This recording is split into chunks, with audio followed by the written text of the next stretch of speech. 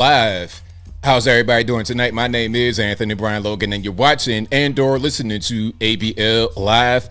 Thank y'all for joining me tonight. You could be almost anywhere in the world, but you're right here with me live in the show, and I appreciate y'all for that. We got a whole lot going on all over the internet. It's all over mainstream media, social media, everywhere, and I'm not sure where to start. First of all, the 2026 State of the Union address, one for the books, 1 hour and 48 minutes long. That is a record time for the State of the Union address. A lot of moments, a lot of surprises, a lot of reactions. We're going to get more into the reactions on tonight's show, but also this whole UK Tourette's kerfuffle. Oh my God.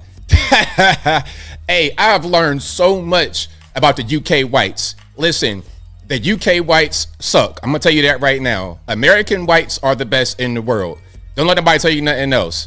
Okay, I don't know where UK whites, not all, because I know you watching. Shout out to you guys. Not all, but some of your cousins still got that, oi, governor, it's Tuesday, isn't it? Y'all still got that going on. It's like, it's 2026. Where have you been for the past 500 years? Have you not developed from medieval times? We'll talk about that a little bit more, a little bit later. Also, we got violence in Mexico from the cartels, per usual, but now we got it a lot more. At airports, at Costco's, at the resorts, Puerto Vallarta, Jalisco, a little bit of everywhere. I hope and pray that everyone's safe, but it's a little up in the air right now. It's a little dicey right now. What's going on? We'll talk about all those things and a whole lot more on tonight's episode of ABL Live. Oh my gosh, you guys, I got so much to say. Hey, I've been waiting for this all day.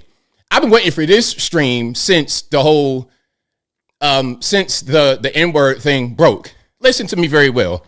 Hear me when I say this. That was staged. I don't care what nobody say. And I don't want anyone else to say that I, with this big grown gray beard, don't know what Tourette's is.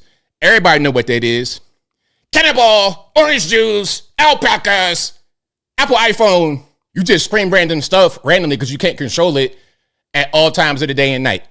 Okay, you be in class, all of a sudden, SpongeBob SquarePants. Everybody know what that is. If you watch TV at all in the USA in the 90s, you saw a Tourette's episode of some show. That's not anything new. Everybody know what that is. But what we also know as Americans, and you know what? Let me calm down. This is why it's important to understand what an American is, and what a British person is, and what a Nigerian person is, and what a Korean person is. We're not all the same.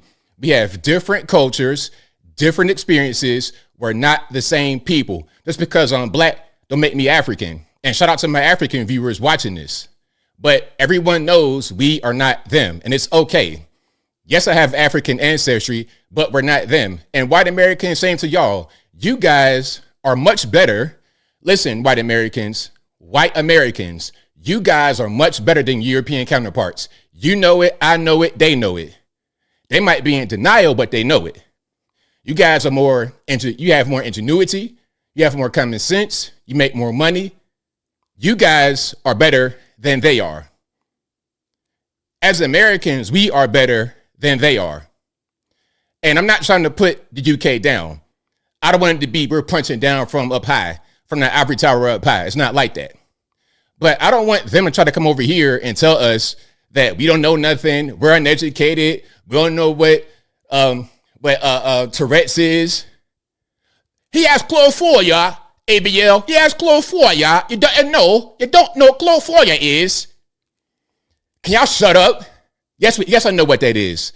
But guess what? Like I said, I know that sometimes people scam. People lie. They do fake things to get you convinced for a particular narrative, to make money, to be insulting, to get the BAFTA to be recognized beyond the UK. I don't know how people do things, but don't act like I can't have criticism, that I can't be skeptical of this whole thing. Don't do that. I don't care. You say you got disabilities, so what? We didn't see people who claim to be disabled be totally fake. We see it all the time. Hey, y'all know how it is when you go outside and you see homeless people in the USA. To the Brits, I don't know if y'all have this where you live. Maybe you do and you don't even know it because y'all know what scam when you see it. But out here in the USA, we have people who pretend to be disabled sitting on the ground with a cup. Please, sir, can I have some change? Please, sir. Like they so feeble, like they can't do nothing. They be sitting running from Walmart. It'd be a help wanted sign. They'd be right there in front. Please, sir, can you help me? Please, sir, can you help me? I'm like, there go the sign right there. What he gonna do? Man, I don't got no time for that, man. I'm trying to get money. What you talking about? I'm out here getting this bread. I'm out here every day, 9 to 5. While you sitting in the, while you sitting at work, struggling, scrambling, I'm out here getting money with my little hustle. See, we see that. We know that that's what they doing. Y'all don't. Y'all don't. So y'all are totally dismissive of the idea that this could be a scam, that he could just be doing that just to get attention, just to get money. And it just so happens there's a movie out that they want to really promote and push. It just so happens that the movie's about him having Tourette's. And what does he do? Have Tourette's half the night until he leaves. Oh, okay. So that's not any kind of way of covert advertisement. That's not what that is. I learned about that when I was in college, and I'm 18 years old. They talked about that. They say sometimes when you see an ad, it happens to you and you don't know. You're not aware of the ad. That's very unethical because you're not disclosing that an advertisement is happening. You see, me, if you go to my website and I have ads up at a certain point, it'll say advertisement. It won't be disguised as a post. It won't be disguised as anything other than what it is. It'll just be straight up.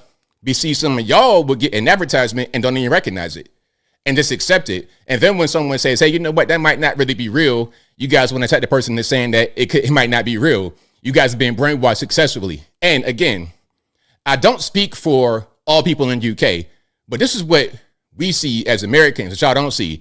The main ones who are talking about people like me are wrong are white UK people or black UK people who don't know no better, who were taught by the white UK people. A lot of the Africans. And let me just say this. Shout out to the Africans who watch me. The difference between black Americans and Africans is level of education. Africans, not all, but a lot, are coming from minimal education, like next to zero education, like what you would call Western education. They just don't have it. They just don't know certain things. So that's why education is so important to them, because they know they need it. Shout out to my Nigerian cousins. Hey, when you come over here, what they say you got to be? You're going to be a doctor. There is no question about it. I don't want to hear the nonsense about going to play sports. You will not waste your life on their sports. You're going to be a doctor or engineer. Hey, you go to the Super Bowl. Mama be like, I thought he was just playing. I thought he was just playing around. I did not know he was going to make it be big like this. That's what they say. Because they know that education is so important. That's why they come here. That's why they go there, to become educated. Okay? They're trying to build themselves up to the education level of black American successful people. You see what I'm saying? That's what they're trying to do. So we're all about education. We're all about pushing ourselves forward. We're not just people that, know nothing. And a lot of people in UK are used to dealing with people who are still trying to come up with the education. So they think they can be easily fooled by such obvious, transparently bogus shenanigans like this dude with the Tourette's. Now, let me just say this about the guy with the Tourette's. I don't know if he has Tourette's or if he doesn't. I'm not a doctor. I can't diagnose him. But let me just say this. Why would you have a guy with Tourette's at the actual event? ABL, that's discrimination, isn't it? That's discrimination, isn't it? You can't do that, isn't it? Okay, whatever. Check it out. In the USA, I don't know about UK, but in the USA, we're going to run the show that's professional. So if you got a problem, you got a tick or something like that, some kind of issue, okay, that's fine. But you can't be disrupting the show all night. Apple juice, peanuts, Walmart, Super Nintendo. We don't got time for that, bro. We can't be at the nominee. Orange juice. We don't have time for that, okay? You, sir, if you can't control that, you got tics, it's involuntary, you got an issue with your brain. I'm sympathetic to what you got going on. I understand. But, hey, man, we got money to make, okay? We trying to put on a show. You get in the way, you distracting. The only reason you would do that is because you're trying to promote the movie, which is what happened. Because before this whole kerfuffle took place, nobody knew about this dude with the Tourette's or the movie or the BAFTAs. And now we do. But see, you did that on the back of a black American actor and a black British actor. And y'all so retarded, y'all didn't even know that Delroy was British. Y'all don't even care about Delroy being British because you don't care about black people in UK. See, that's the whole point. And now you're going to learn, though. Now you're going to learn because now you did it to one of us. Now you're going to learn. Don't worry about it. Hey, Michael B. Jordan is the most popular black actor in the whole world right now, 2026. Shout out to Denzel Washington, Samuel L. Jackson. These guys about to be 1,000 years old. Denzel 71, Sam about the same age.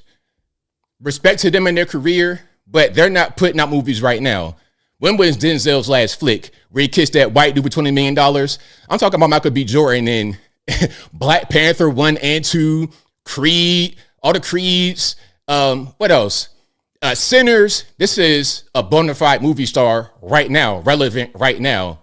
And he went over there with his British friend Delroy to look out for y'all, give a little bit of clout. And what do? You take that moment he gave to y'all on GP and embarrassed them to try and push this movie that ain't nobody gonna watch. This whack movie about this con artist pretending to have Tourette's, allegedly. Oops, did I say that? Don't nobody get offended. Hey, and don't nobody tell on me neither because y'all were flagging my videos on Twitter, flagging my videos, soft, can't take jokes, can't take criticism, can't take anybody saying anything different. Hey, but again, in The Wire, thank you, NDRN. Michael B. Jordan was in The Wire. Shout out to Wallace. He was like a child star when he was 15 years old in The Wire. Fruitvale Station. This is an accomplished person. You took advantage of that and then just tried to manipulate it for your own purpose. And then when somebody call you out on it, you want to be all passive aggressive and, oh, I didn't know it was doing it like that. I didn't know. And you know what? Here's the thing. You know the reason I know you knew that this was Warner Brothers. Okay, hold on. Let me just say this. The reason why I know that this was set up is because they had a 2-hour tape delay. It wasn't just live. It was a 2-hour tape delay. You had plenty of time to edit this. You edited out other things like Free Palestine to protect the Israel. You edited certain things like Free Palestine to protect Israel, to protect Israelis. Yes, you did. Sure did. You had no problem editing that out. But then when it came to the N-word, directed at a black American and a black Brit, oh, we forgot about it. But look, check it out. You got a call from Warner Brothers, a studio that has Sinners. Okay, Michael B. Jordan and Delroy Lindo's movie. You got a call from Warner Brothers before the awards show aired because remember, you got a 2-hour delay. Warner Brothers saw that right when it happened. They were in the building. You think they don't got people in the building watching it as it's going on? Yes, they do. So right when their representative or people, whoever's there at the show, watch it, they're going to call Warner Brothers immediately. Tell them to cut that out. You get a call from Warner Brothers. Hey, you guys, we see something wrong here. Go ahead and cut that out. The N-word, Michael B. Jordan, it's not a very good look. That'd be really bad on Q3 projection. So cut that out for us. Okay, thanks. All right, Governor. We'll cut it out for you. And then don't do it. And then when somebody says something about it, you want to say that we the ones that's wrong, we the ones that's racist. You just retarded and did something trying to be funny and you got caught. How about that? That's what happened. But don't worry about it. We're going to get into it. We shall get into it. But look, I'm a little heated, but that was on my chest. I feel so much better now. It's like, hey, the weight was like right here on my chest, like 1,000-pound weight, like a Goliath boot right here. I had to get it off. So yeah, shout out to my sensible people in UK who can see this for what it is, and or those who may not agree with me. Maybe you don't agree with me, but maybe you understand where I'm coming from. Just maybe. I'm saying. Learn about Tourette syndrome. Hold on, Rex Rocker. I don't mean to beat on you, bro. But please, not even the Rex Rocker, because I think a lot of people just don't understand what I'm trying to. Let me just say this one more time before I move on, because I'm done with this for right now. I don't want anybody to tell me that I don't know about Tourette's. Please don't. Because, I mean, you're not even really understanding the argument at all. I'm talking about something that was done, in my opinion, for money. It's not about knowing about his condition. His condition is irrelevant. It don't matter what his condition is, because either he got it or he don't. If he got it, okay, you know what to do. You know he's going to have outbursts, so you got to censor certain things, or don't have him there. If he's going to be there, you got to censor it. If you don't censor it after you were called by Warner Brothers and told specifically after you know better than to let something like that get out, then you did that on purpose. I don't care if you got a condition or not. That's totally not even the point. You're missing the entire point of my rant. But I know you guys that get it. So it's fine. I'm not trying to beat up on nobody. I'm here to educate. I'm here to teach. Okay. The Nigerians watching me trying to become educated are in the same boat as the white UK people who need to watch me to get educated, because clearly they don't know what's going on either. They don't know what's happening, and the Africans don't know, but we know in America. We're trying to tell them what's happening, and they're refusing to listen. But some of you guys are listening, and I appreciate all you guys say. I appreciate everybody who's listening, who gets what I'm saying. You guys are on the right track. If you don't get it, you worried about racism, you worried about ableism, you're not even in the same category. Like, I'm talking here, and you're still here. I want you guys to get the right here, but you got to be able to learn. You got to crawl before you can walk. I'm not asking you to do no 1,000-yard sprint right to where I'm at. Crawl before you can walk. All right. Hey, it's fine. Rex Rocker, listen, you're not even really, it don't matter. Let's just say he has Tourette's. Okay. Matter of fact, Rex Rocker, you're right. He has Tourette's. Okay. Nothing will change about what I've said tonight, because his condition is irrelevant to the point that I'm making. All right. But shout out to you guys. I appreciate y'all for rocking and rolling. If you like what you're hearing so far, please give the video a thumbs up, like the video, share the video, do all that good stuff. That'll help me out tremendously. Hey, Michael B. Jordan, bro, I got your back. Delroy Lindo, I got your back. Don't worry about it. This was a ridiculous stunt. And you know what it reminds me of? I don't want to just say it's a UK thing. This is a mainstream media thing, because they go in the way of the dodo bird. They're going extinct. This is the same thing Stephen Colbert did. Not the exact same thing. Oh, what about Tourette's? Let's leave the Tourette's issue on the ground. I don't even care nothing about that. Either you got it or you don't. I don't really care. Let's go with Stephen Colbert. Remember, just the other day, Stephen Colbert had on James Tallarico, the person going against Jasmine Crockett in a Democratic primary. So he has him on, and then the whole premise of the show was Donald Trump doesn't want you to see this. Donald Trump tried to block this interview. Donald Trump used the FCC to block it. It was bogus. That was a story they made up to make you go watch it on YouTube to make him be more popular than what he is. But the funny part about that is James Tallarico is still polling way below Jasmine Crockett. Watch this. Jasmine Crockett, in my opinion, will become a nominee in the Texas Senate race to go against the Republican, whether that be Cornyn or Ken Paxton. If it's Ken Paxton, she might be able to win. If it's Cornyn, I believe she's going to lose. But I think ultimately her chances of winning are pretty small as far as the actual Senate race. But the primary, she's in the lead. The establishment, funny enough, they don't want that. They want the white guy, James Tallarico, because they see him as somebody that can become the president one day. They're trying to groom him, but they're a little bit too late. This guy's only in the state house. Where have you been at for the past few years? If they wanted to groom this guy, they should have been grooming him at least in 24. They should have at least put him in the U.S. seat rather than the state house. And if he's going to be in the state house, where is all the viral clips? Where is all the interviews? Where is all the anything about this guy? You come out of nowhere right now in 2026. You a little bit too late. Jasmine Crockett already got the cachet, the popularity, the name recognition, the star power. She gonna get the nomination. Okay, they're trying to avoid that, but it's too late. See, that just shows their incompetence overall. You can't even run an election. All you could do is just steal money from the taxpayer. Shout out to the Somali pirates, but we get to that in a minute. Shout out to you guys. I appreciate y'all for rocking and rolling. Now, Summer Sky's Jasmine going to be the Democrat nominee to go against the Republican in the race. Yeah, she won't be the Republican. She will be the Democratic candidate to go against the Republican. And again, it depends on who she goes against. If she goes against Ken Paxton, it's kind of up in the air because Ken Paxton is controversial. If you run a good enough ad campaign, it might be easy victory. But the Democrats might tank it in an effort to keep Jasmine out of the actual Senate. They might tank the effort.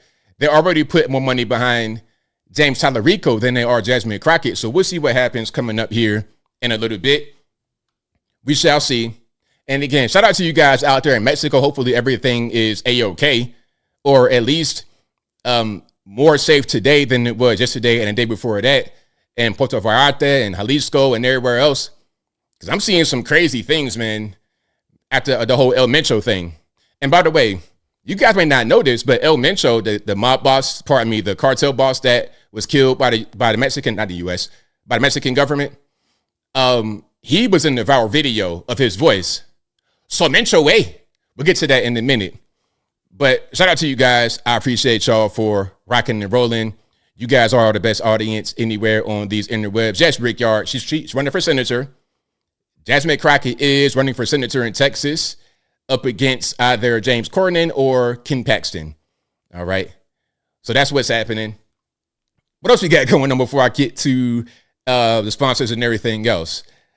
We got a lot happening from the State of the Union address. I won't go over the individual clips. I'll go over the reactions and how some reactions relate to the clips. They showed Sarah McBride. They showed Ilhan Omar. They showed the World War II. My favorite moment, matter of fact, before I continue, I'm going to ask you guys this.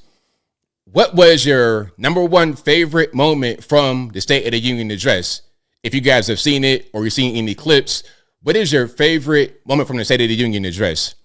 Okay, I know I got mine. I ain't going to say it yet, but I want you guys to tell me, what was your favorite moment from the 2026 State of the Union address?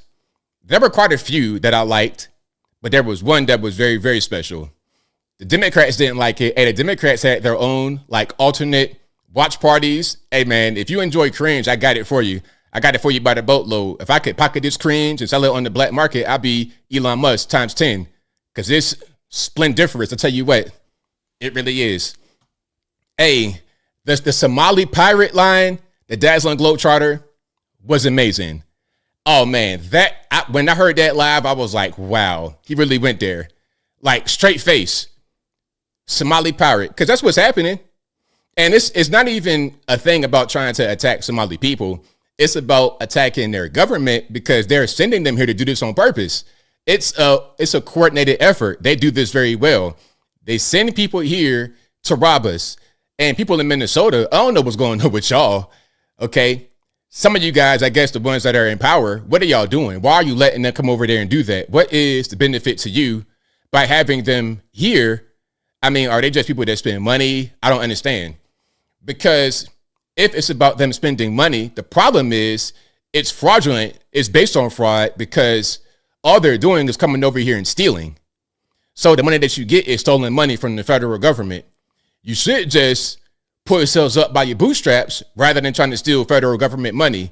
That goes for the Somalis and those who benefit from the economy that they contribute to with stolen money. White Minnesotans, black Minnesotans, green Minnesotans, blue Minnesotans. Y'all all got to be held accountable for that. Get them out, get the fraud, waste, and abuse out, and see how you like that. Live that way. Live like everybody else does. We can't steal from the government and live on that money. We can't have a class of people who are here to steal and then we benefit because we take their stolen money in our businesses. That's not the way it works. It's almost something you got reparations.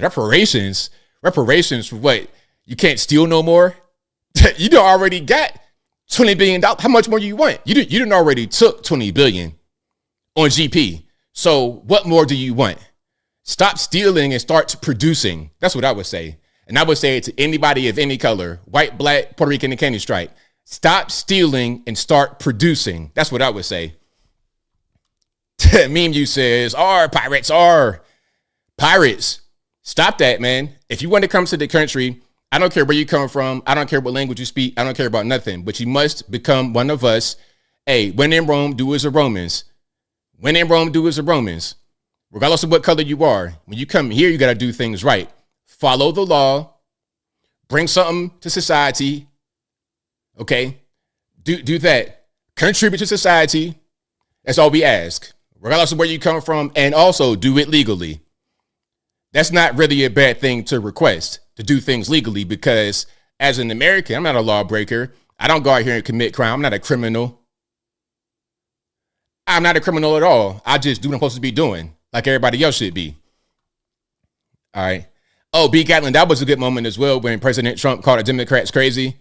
I think that was after he was talking about this whole transgender thing where they try to take children and make them trans. So if you guys don't know, because this is not all over the country they do this, but in certain parts of the country, California anyway, certain parts of the country, what they do is when your children are at school, they allow that child to identify as a different gender other than what they actually are, and they won't tell the parents. So you send Sarah to school, and he becomes Tim. In the case of Sarah McBride, he used to be Tim anyway, but you don't know nothing what's going on. You're sending your child to school one way, and they're coming back a different way, and you're not being told anything about what's going on. Now, back in my day, if your child exhibited strange behavior, or if there was anything going on that was outside of the norm, you would notify the parent about what's happening. But now you got the teachers pretty much being in cahoots with the kids, letting them do whatever they want and not telling the parent. See, that's not proper. That's not proper. That's not the proper rearing of children. At a certain point, you are engaging in abuse of children, and that shouldn't be a thing that's going on, not in the least bit. All right. Oh, Pocahontas, that was a good win between him and Pocahontas. Nancy Pelosi. Nancy Pelosi is still in government at 85 years old. Should be 86 next month in March, at the end of March. So in about 1 month's time, she'll be 86 years old. Okay, up there, no dentures in the mouth, just up there chilling like ain't nothing going on. Like she on the front porch drinking sweet tea. Okay, Maxine Waters too. Can we get some term limits? Shout out to all my elderly people out there, but we don't need people that's 100 years old still in office. We don't need that. We don't need people seeing, wheelchairs, walkers, canes. We don't need that. Okay, unless you got injured, like my man, the hero that was in the piloting the helicopter in Venezuela, who went and got Maduro. So shout out to him. Unless you're a hero like that, I don't want to see you with no walker or nothing in Congress and government. That's not what I want to see in the least bit. All right. But shout out to you guys. I appreciate y'all for rocking and rolling. We got a lot to get into. But first, shout out to the sponsors. Shout out to patriotpost.us, your best source of news and information anywhere on these interwebs. Their link will always be in the description box, or visit patriotpost.us. Tell them that ABL sent you. Also, please go to the website, Go to the merch website, ablmerch.com. That is ablmerch.com. We got the hats, t-shirts, stickers, hoodies, mugs, and more right there on the website, ablmerch.com. Also go to the regular website, anthonyblogan.com.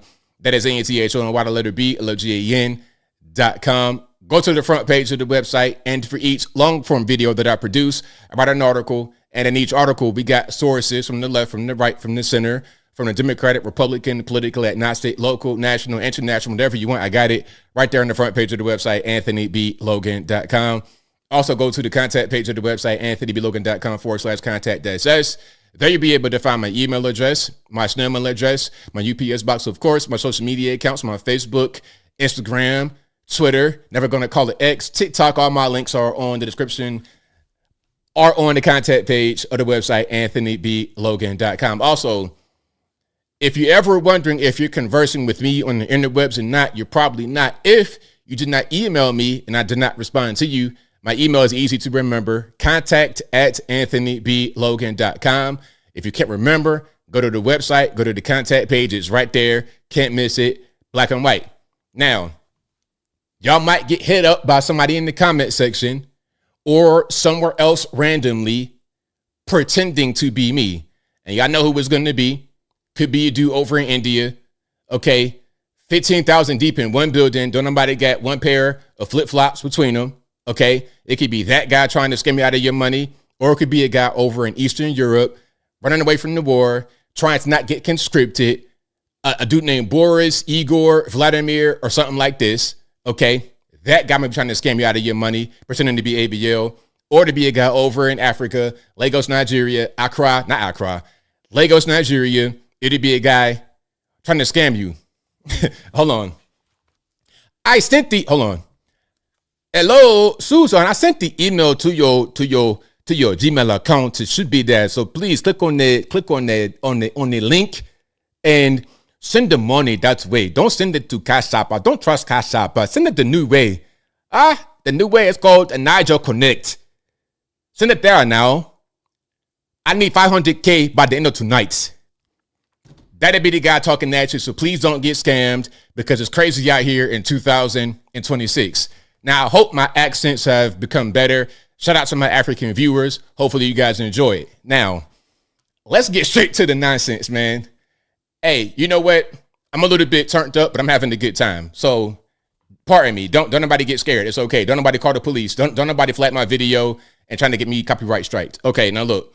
Here is the moment in question, okay? And be careful. We got sensitive ears. Cover them ears on up. All righty, check it out. Delroy and I are delighted to be presenting the first BAFTA of the night for a vital part of movie making. We're here to celebrate. Unreal. I saw that. I was like, oh my God. No way they did that. Not on TV. On TV, didn't even censor it. They could have cut that whole part out. They could have easily cut that part out because it was other instances of the N-word being used that were cut out. There were other instances of jokes being cut out, of offensive things being cut out, but magically they left that in there. Now look, let's do a little bit. Okay, let me get a good freeze frame here. Okay, let me get a good freeze frame. Now, let's talk about this for a moment. Now, on a lot of the talk shows, they were saying that they thought the guy was right in the front row because of how clear he came through on the recording. No, the guy, John Davidson, and you know what? Whether or not John Davidson has Tourette's, I couldn't care less. I don't care. If anybody wants to tell me about Tourette's, I promise you I'm not going to even read it because I'm 1,000 years old compared to some of y'all. Y'all feel like y'all like 5 years old. I know all this stuff already. You're not telling me nothing new, but it don't matter because people thought he was right in the front row.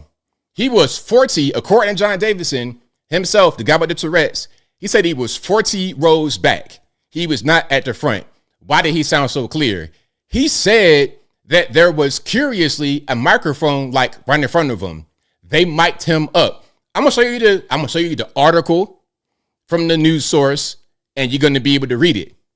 He said that there was a microphone right in front of him. He was like, I don't know what a microphone is right there because they know I'm gonna tick. So maybe if there was not a microphone right there, if he didn't get mic'd up, we wouldn't have heard it. Just maybe. They did everything they could to let you hear that. They mic'd him up. They sat him 40 yards back. So they're trying to get ahead of the argument of he was right up front. No, you wouldn't. No, you wouldn't. He was 40 yards back. He was 40 yards back. He was in the mezzanine. He was in the mezzanine. Nah. Y'all mic'd him up. Y'all wanted us to hear this. And don't say you didn't. What's the point? In my opinion, the point is they wanted to get some money. They wanted to promote the movie. It wasn't even about racism. They were it wasn't just about being racist for no reason. They were trying to use that as a way to go viral and get attention for the BAFTA Awards, which is pretty much irrelevant outside of UK, and their movie about the guy that got Tourette's. Because the guy that had Tourette's was the one shouting out, and there was a movie about him. They won some awards that night. It was a promo thing, in my humble opinion, and they were using racism to promote their movie, in my opinion.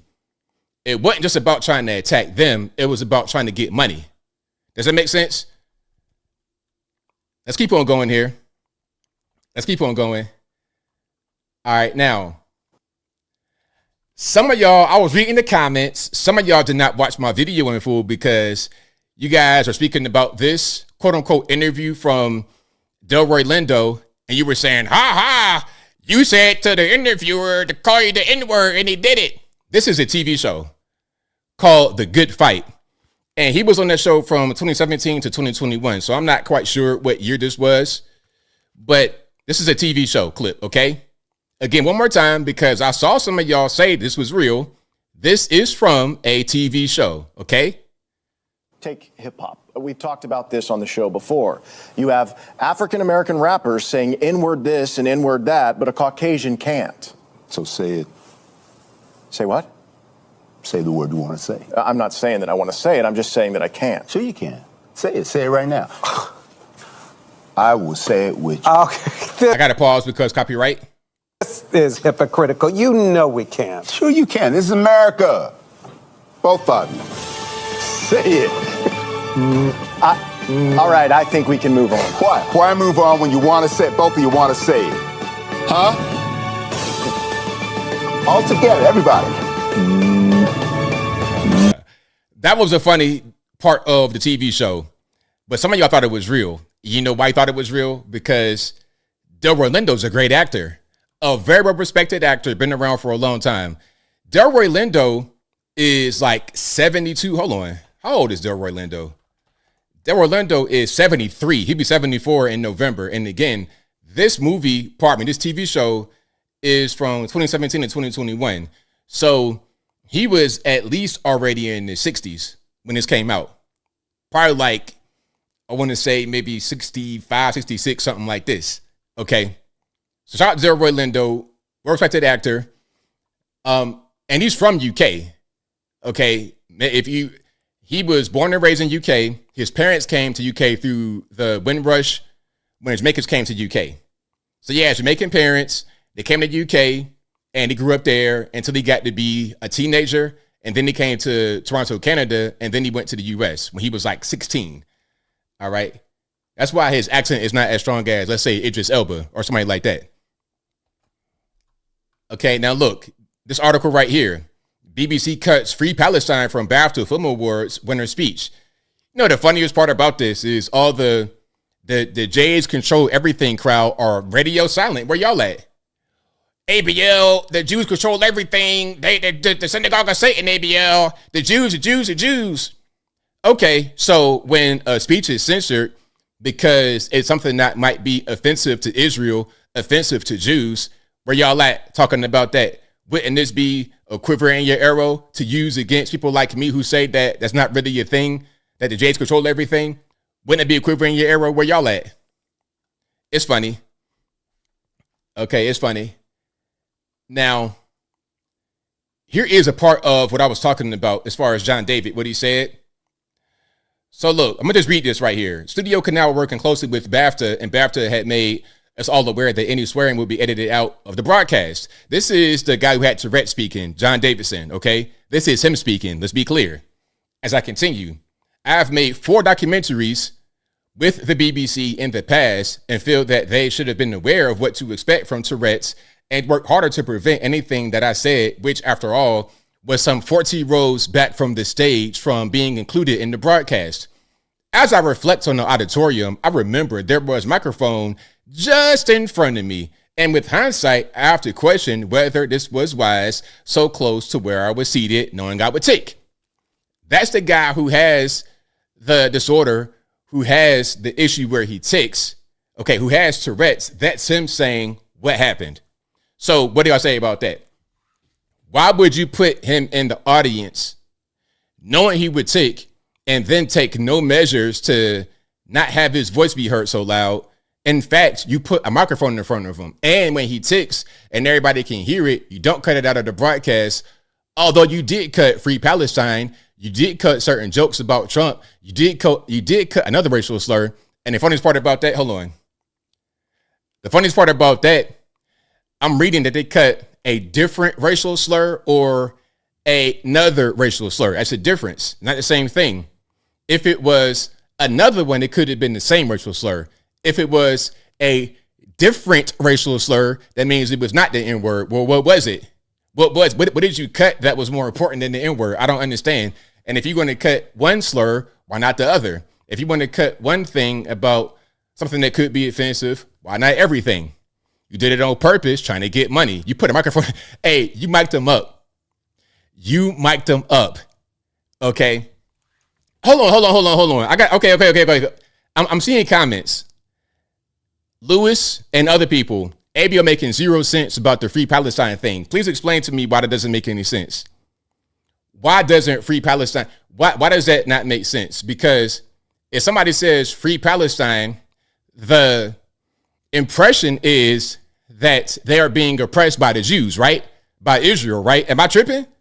Am I tripping? Does it not mean that? Because if Palestine is not free, then who are the ones keeping them incarcerated? Who are the ones keeping them in bondage and chains and slavery? Who are the ones who are oppressing them if they're not free? Like, make it like, let's just think 2 steps. Am I wrong? You guys please tell me, because I've seen that comment quite a bit. I've seen that quite a bit, and maybe I'm wrong. Maybe I'm retarded. I don't know. I want you guys to keep me sharp and to check me whenever I'm incorrect, but I don't think I'm wrong on that. Please let me know. Please advise.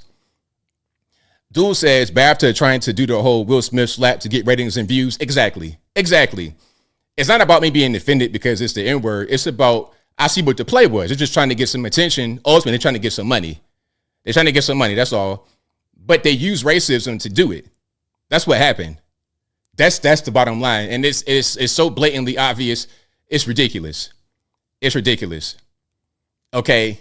Now, if anyone disagrees with my take on Free Palestine, I want you to please explain to me how I'm wrong. Don't just call me a name. If you call me a name or something like that, I know you're retarded. It's just like a black person calling me a coon. I know you're retarded. If you have an argument, present your argument. I love to hear it. But if not, you can go ahead and do that right there. You can keep your mouth shut. Geese Coast. I can't say I can say the R word much as I want. This is America. Shout out to America. USA. All right, now. Here's a news report from out there in UK. They're talking about, well, Americans seem to be kind of uneducated. They don't really know a lot, okay? You guys are just kind of dumb. You don't know anything, okay? Let's watch some of this, shall we? In the Times, Nelifer, let's go back to this BAFTA Awards nightmare. Oh. Okay. Hold on. Let me just pause right here, because I'm reading, somebody did respond to what I said. Lewis said, why would Jews not cut out Free Palestine? Okay, now listen. That's what I'm saying. The point is, people say that Jews control everything. Okay, so if Free Palestine was cut out, that means that Jews did it, or someone did it to appease the Jews. Wouldn't that be a equivalent arrow to say that Jews control everything and Jews this and Jews that? Wouldn't that be something that you would use to bolster your argument against Jews being in power? Anyway, matter of fact, don't worry about it. I've already said I'm not going to squabble with you if you're retarded. I'm going to keep moving. Where you've got... Takes my breath away. We'll take a look at the moment, and this is John Davidson, who's obviously in the film. He has Tourette syndrome. The actors Michael B. Jordan and Delroy Lindo are on the stage. Good evening. Delroy and I are delighted to be presenting the first BAFTA of the night for a vital part of movie making. We're here to celebrate the artists who expand what's possible on screen. Visual effects can create spectacle, but the best work serves character and story. I find it very difficult to watch that. I need to. So what happened? So straight after that clip, he gets up, Richardson. He walks off. And mortified beyond belief at what's happened. Not straight after, sometime after. But collecting himself, he walks off. Alan Cummings, the host, apologises. They realise what's happened. The guests had all been told before the event that there was a person with Tourette syndrome and that this might happen. It is difficult. This is one of the most difficult situations. But now a BAFTA judge has a producer, John T. Richardson. Hey, you know what's funny about this? Ain't nobody black on the panel. That's UK for you. Shout out to the UK. Anyway, they got this minority lady to represent black people. That's funny. That's hilarious.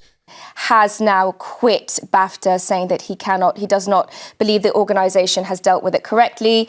I just want to quote this here very quickly. Yeah, he refuses to acknowledge, BAFTA refuses to acknowledge the harm inflicted on both the black and disabled communities. All right, quit. Y'all just kind of... Over the fact that someone shouted something terrible because they have a condition, not because they meant it. No. Hold on. Let me go back. This is such a difficult situation, and now a judge has quit. Well, it's fascinating, and it's morally tricky, and I don't know whether this guy who's quit, I don't know what he's quit over. He's quit over the fact that someone shouted something terrible because they have a condition, not because they meant it. No. To be clear and fair to Mr. John T. Richardson, he's saying that the handling of this by the BBC and BAFTA afterwards has been appalling, and that he doesn't want to invest his time, energy and expertise in an organisation that has repeatedly failed to safeguard dignity That's of the black picture we're guests. seeing of John Davison. So, by the way, in an interview with Variety, it's been revealed that he has reached out, this is John here, has reached...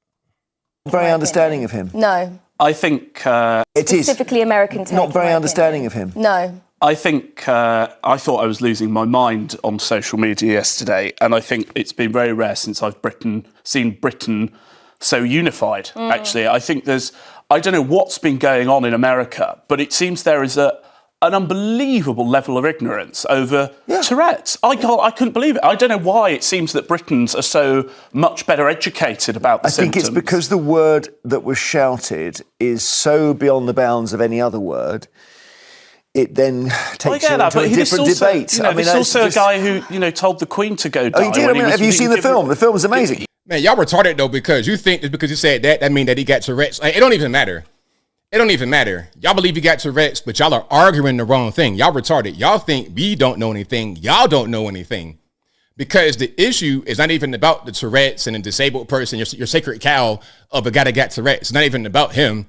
Okay, you could protect him and protect your whack movie and your garbage culture and your bad food. You could protect that, and that's fine. The problem is the way that they handled it, because it looks like they did it on purpose to make money. They put the guy with Tourette's in a bad situation, and they put black folks in the bad situation to generate revenue for themselves. And y'all talking about Tourette's and us not knowing what Tourette's is. You're not even on the same page because you're retarded. And you know what? I ain't gonna squabble with you. I said what I said, and I'm right about that. I'm right about that. That's the bottom line. Shout out to the black Brits out there, and shout out to my British people who watch me. I see what you got to do with. We have them here too. We have those kind of people here too. We have them here. Okay. You thought you were losing your mind because what you're being told is that you don't know anything. You're being told that you don't know something and you don't know how to handle it. Okay. That's what's happening here. Okay. That's what's going on. You think that Americans are just uneducated and we don't know anything. We're just violent, crazy heathens on drugs. You don't know anything. That's the problem.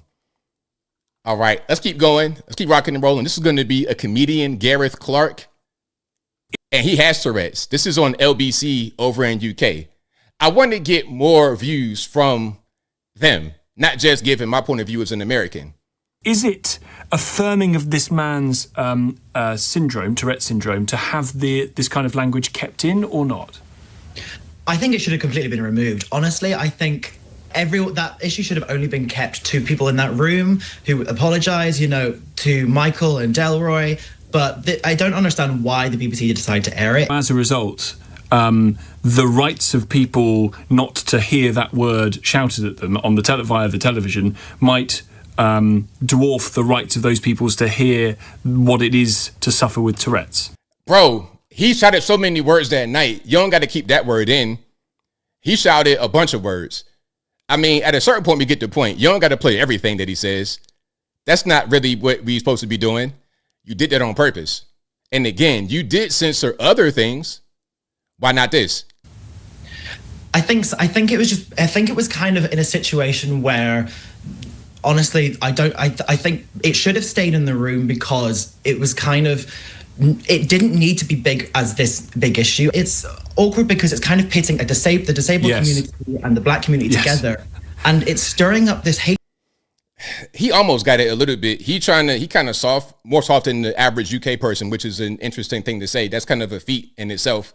But he's trying to understand because he's trying to be empathetic, but he still don't really get it. He thinking it's about black versus disabled. It's really just about some corporate people doing something they shouldn't have done. All right, let's keep moving. I don't got time for that. Let me just keep rocking and rolling. Oh, I'm gonna show you this before I keep moving. I put out a video. I thought it was funny.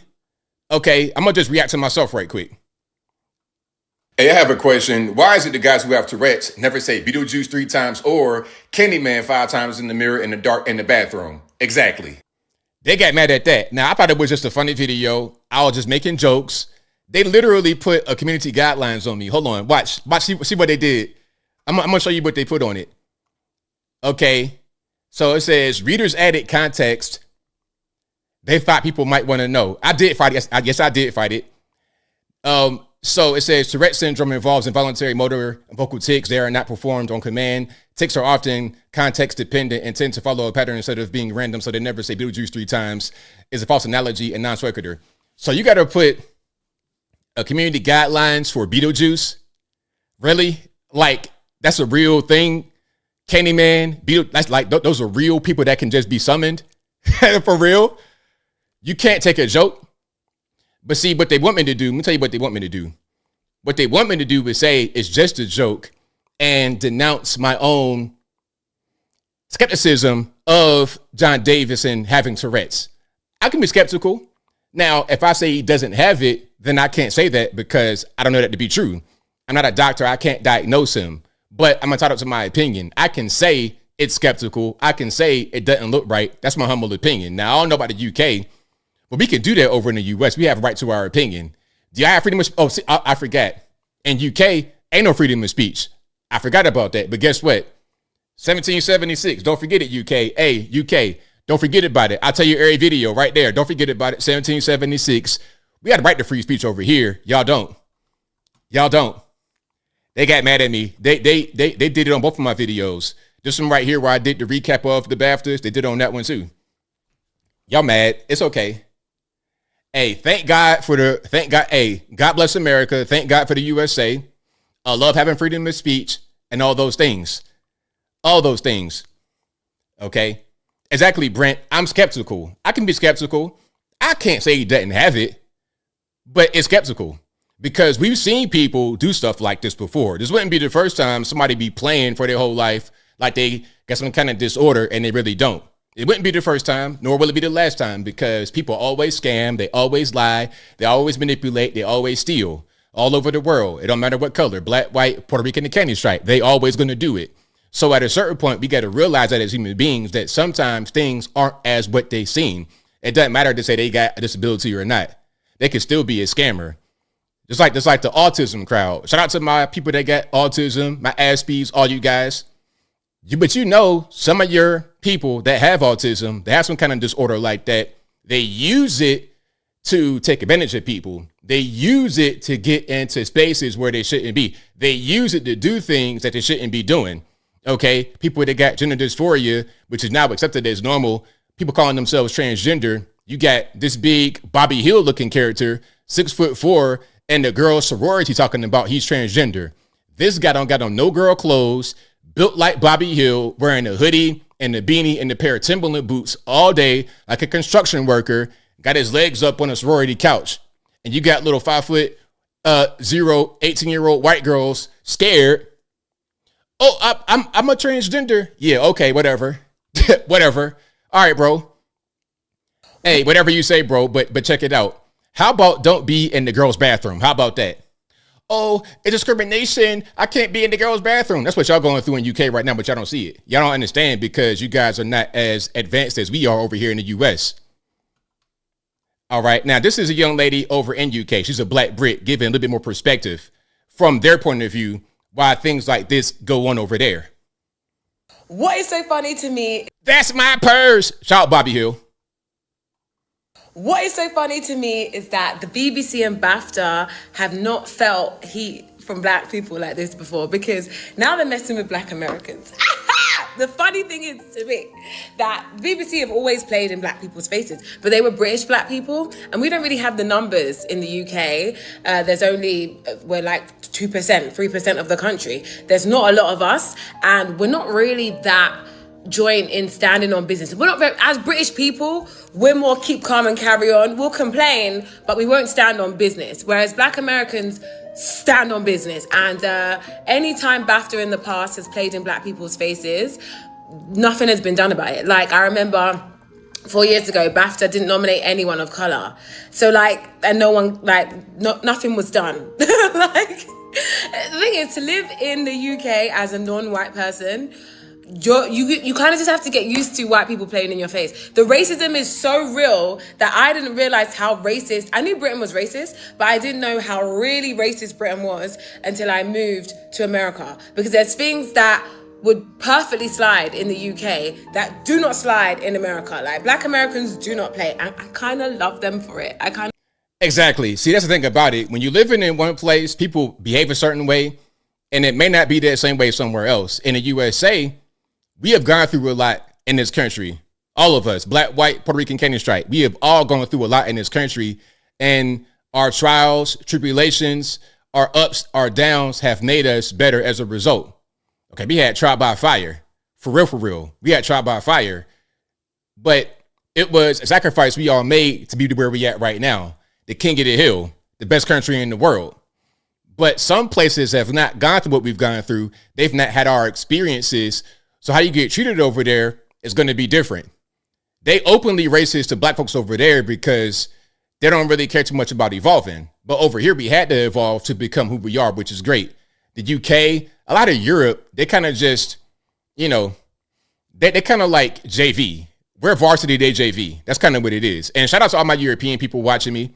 I don't want to try to attack you guys, but you know I'm telling the truth. So don't deny it. It's okay. I'm not here to attack you, though. I'm here to just to educate. That's all. And I understand. I'm being empathetic. I understand why y'all do stuff like this and why you think it's okay, because I don't know no better. But we're here to educate. All of us in the USA, the blacks, whites, whoever, we're here to educate.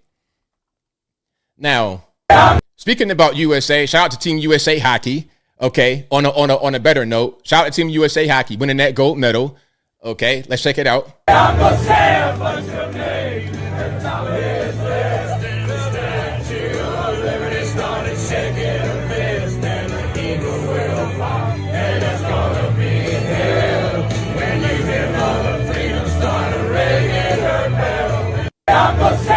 So shout out to, again, Team USA winning in hockey, which is big because a lot of times it'd be Canadians, people like this winning. Now, I don't know how many Canadians they got on their team. I don't know how many Europeans they got on their team, but we won regardless, so it's okay. Okay, I saw quite a bit of Americans on the team. I don't think it's going to be any Europeans. I think they would play on their country team. But shout out to Team USA for winning the gold medal. And here they are in the Oval Office before they went to the State of the Union address. All right, let's check it out. I love you. I'll put it on you. Absolutely. I'm not giving it back. I'm not giving it. I'll trade you that for a pen. Hey, that's cool. There we go. I never thought I'd ever have this on my. Okay, step back. All right, there we go. So that's Team USA getting in the White House before the State of the Union address. Somebody said ain't no blacks on the team. You guys are funny. Now look, the reason why ain't nobody black on the USA hockey team is because it's too cold, man. Won't like the cold. Man. Anything below 50 degrees, I'm ready to get hypothermia. Yeah, but basketball, we going to be out there. Hey, basketball is going to be us. Matter of fact, if you got a all-white basketball team, you kind of like, what happened? Where's Walt Martavius at? Like, we need to get a guy that can actually play basketball. If it's a black guy on the hockey team, I'm like, man, how'd you get there? How are you surviving this cold? What's going on with your DNA? You some kind of mutation? You an X-Man? Or what's happening? Now, here is what the Democratic Party were doing, I believe, during the State of the Union address. Now, I don't know what's going on with these costumes they have. I don't know what's happening with that. Can somebody explain it to me? What's going on with these fraud costumes? Is that a thing that y'all do now? I don't know. But look, what's going on with these costumes? What's really the deal behind that? I'm a mother. I'm a physician, and I have a flag. And I am the proud representative for Oregon's 3rd Congressional District. Yes, thank you. And tonight, I defy Trump and his authoritarian project by standing in joyful, radical, peaceful resistance with the Portland Frog Brigade. Now, you know where else you're not going to find black folks wearing no frog suit on stage behind some white lady in Portland, Oregon? You're not going to find us there either. Hey, we're not going to be on the hockey rink or wearing a frog costume, okay? Now, again, if you got a black guy up there wearing a frog costume, I'm like, yo, are you okay? Do you need me to call your friends and family? Do you need to get rescued? Blink twice if you need some assistance. Warmisha, blink twice if you need some assistance. We'll come get you. Don't worry about it. Hey, Starfire, I don't know what's going on with the frogs. I've seen that quite a bit. I saw that during those protests. What was those? Was that the Renanda Code Good protest, or it might have been before that? I don't know. It seemed like there's always a new thing to protest about, so they were wearing these frog costumes. Now, Congresswoman, speaking about costumes, here is the Congresswoman Sarah McBride, aka Big Tim, because his name used to be Tim McBride. Let's watch this. Congresswoman McBride. So I'm upstairs and I'm in Mike Johnson's office. And Johnny, I'm gonna need you to stop trauma dumping on me. I'm a trans person in Congress. I already have enough trauma to deal with. I can't. Love you, honey. Okay.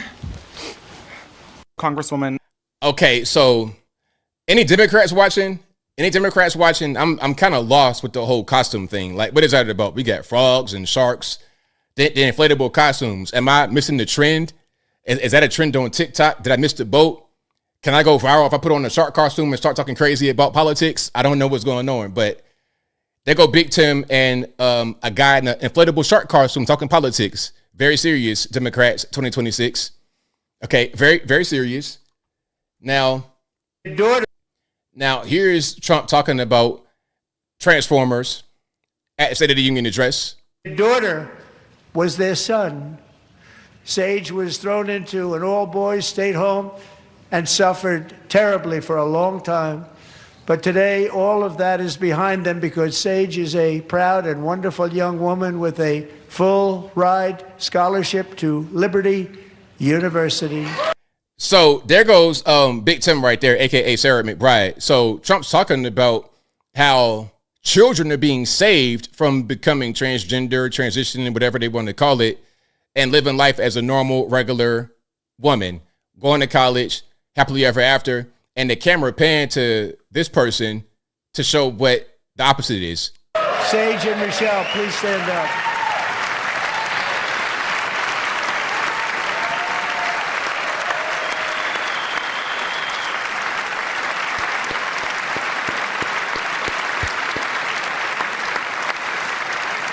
Because God forbid, girls can become women.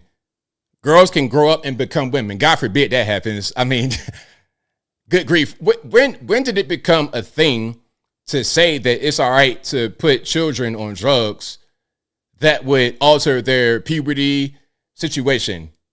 When did that become a thing that was okay? I don't understand how we got to that particular point. I don't really get it. I don't care if you identify as gay or whatever. I think any kind of chemical changes to your body, physical changes to your body should be left until you're adult. Because you know what? Sometimes if you're a teenager, you go through a phase. You might feel a certain way one day and the next day you don't. You're going through a phase. You should allow them to have that phase. And then once they get to be an adult, then make a decision about what they want to do. But not until then. I talk about your frontal lobe not developed till 25. And that's the reason why you got to be in your mom's house until you're 45 because your frontal lobe not done until you're 25. That's your excuse for being a couch potato for bed rotting. But then when it comes to being a transformer, you could be 12 years old and be transgender like Dwayne Wade's boy. Ridiculous. So shout out to President Trump for that one.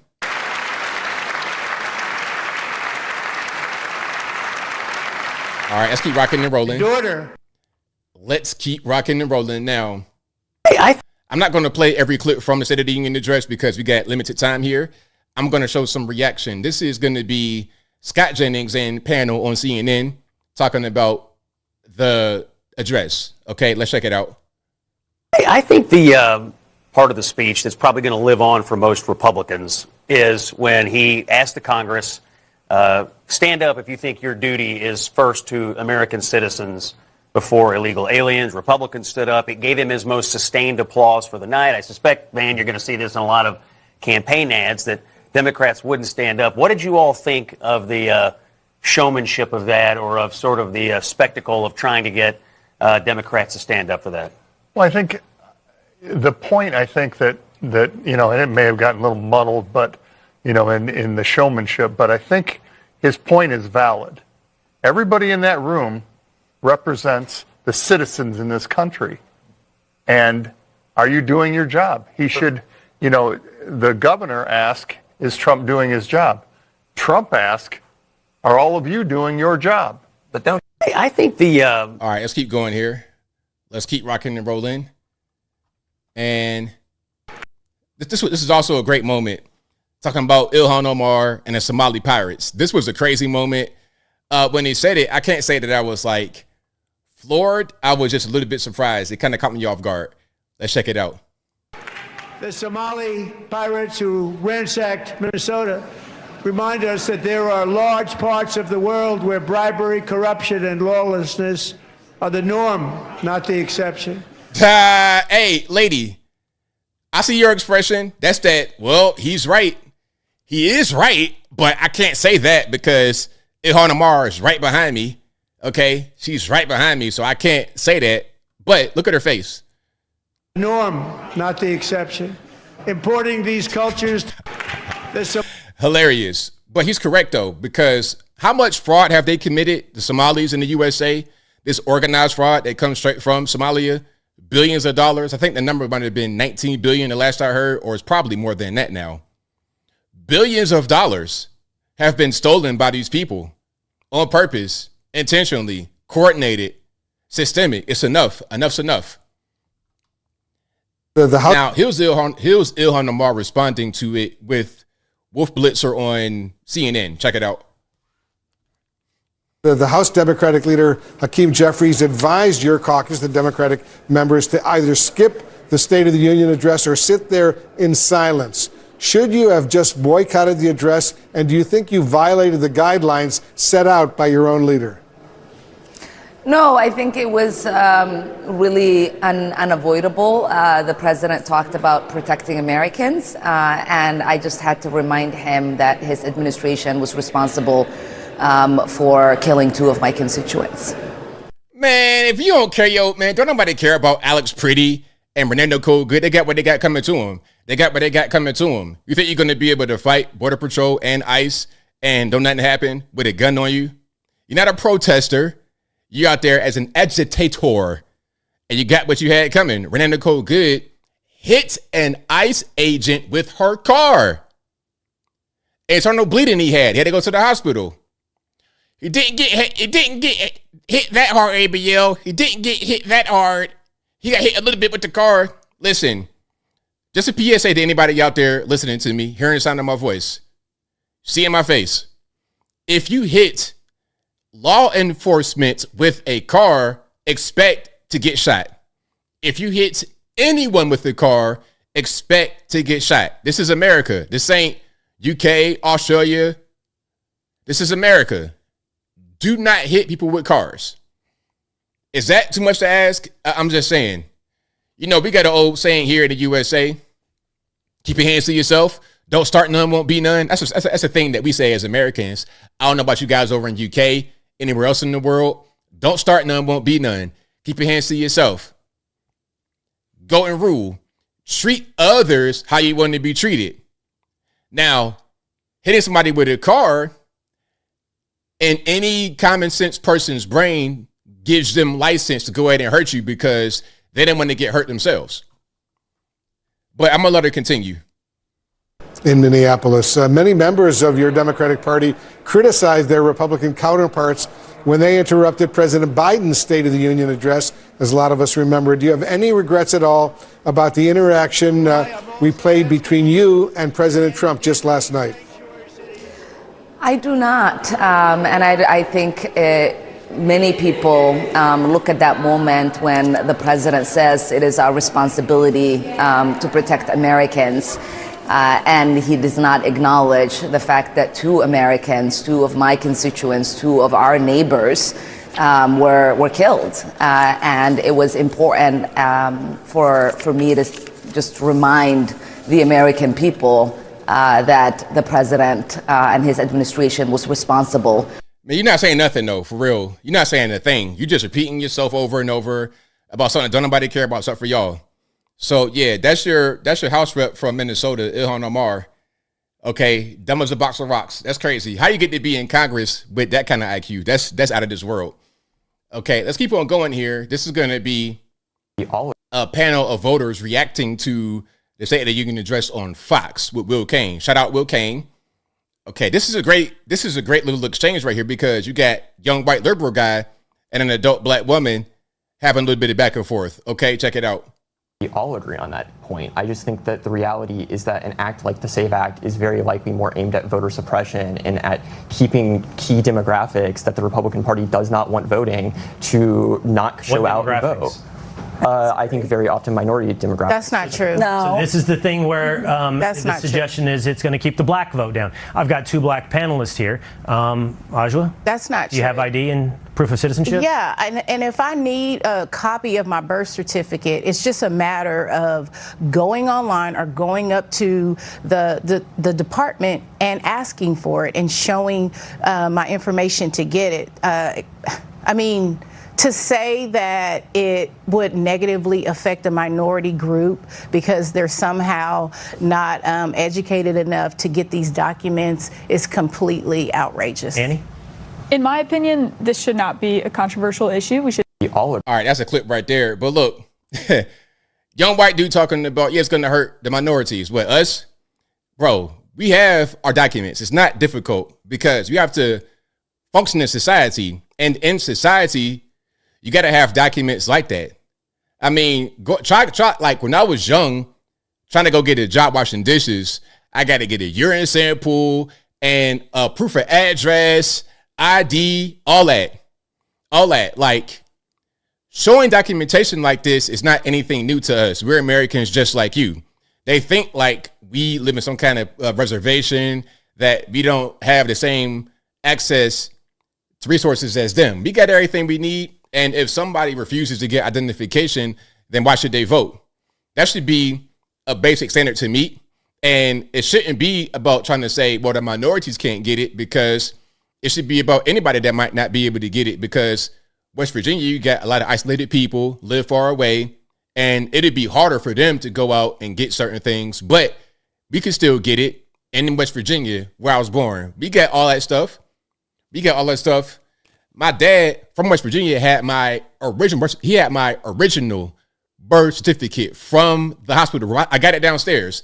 I have my very first, from 42 years ago almost, birth certificate.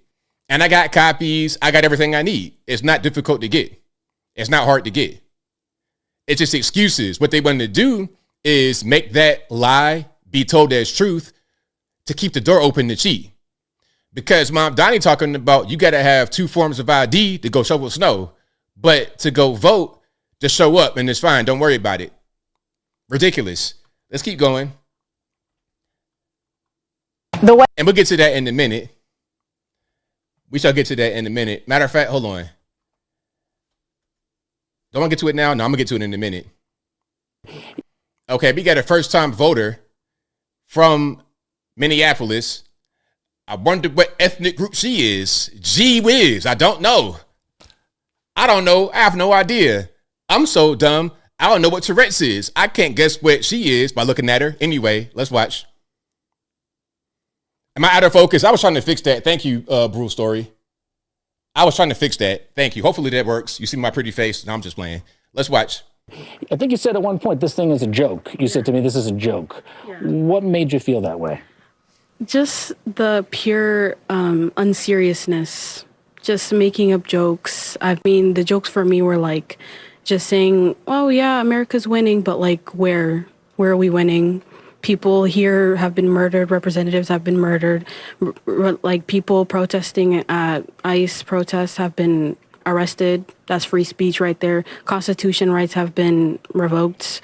If anything, we're burning. Y'all not ready. Somalis, y'all not ready to be talking on camera. I'm sorry, y'all not ready. Y'all trying to get there, and I respect the hustle. I respect the grind. I respect the dedication to education that some of you guys have, but you're not really, because y'all just saying things that don't make any sense. What rep got killed? A house rep got killed? Who got killed? That's a house rep. You're not ready to be talking on TV, so yeah. I don't see anything thriving. I don't see anything good about it. And he's just over here acting as if like he is a president, yeah, but at some point it will catch up to you. You're not above the law, so it will end up getting up to him. I mean, you're not ready. That's what I'm saying. You're not prepared to be talking on camera because you're not very educated.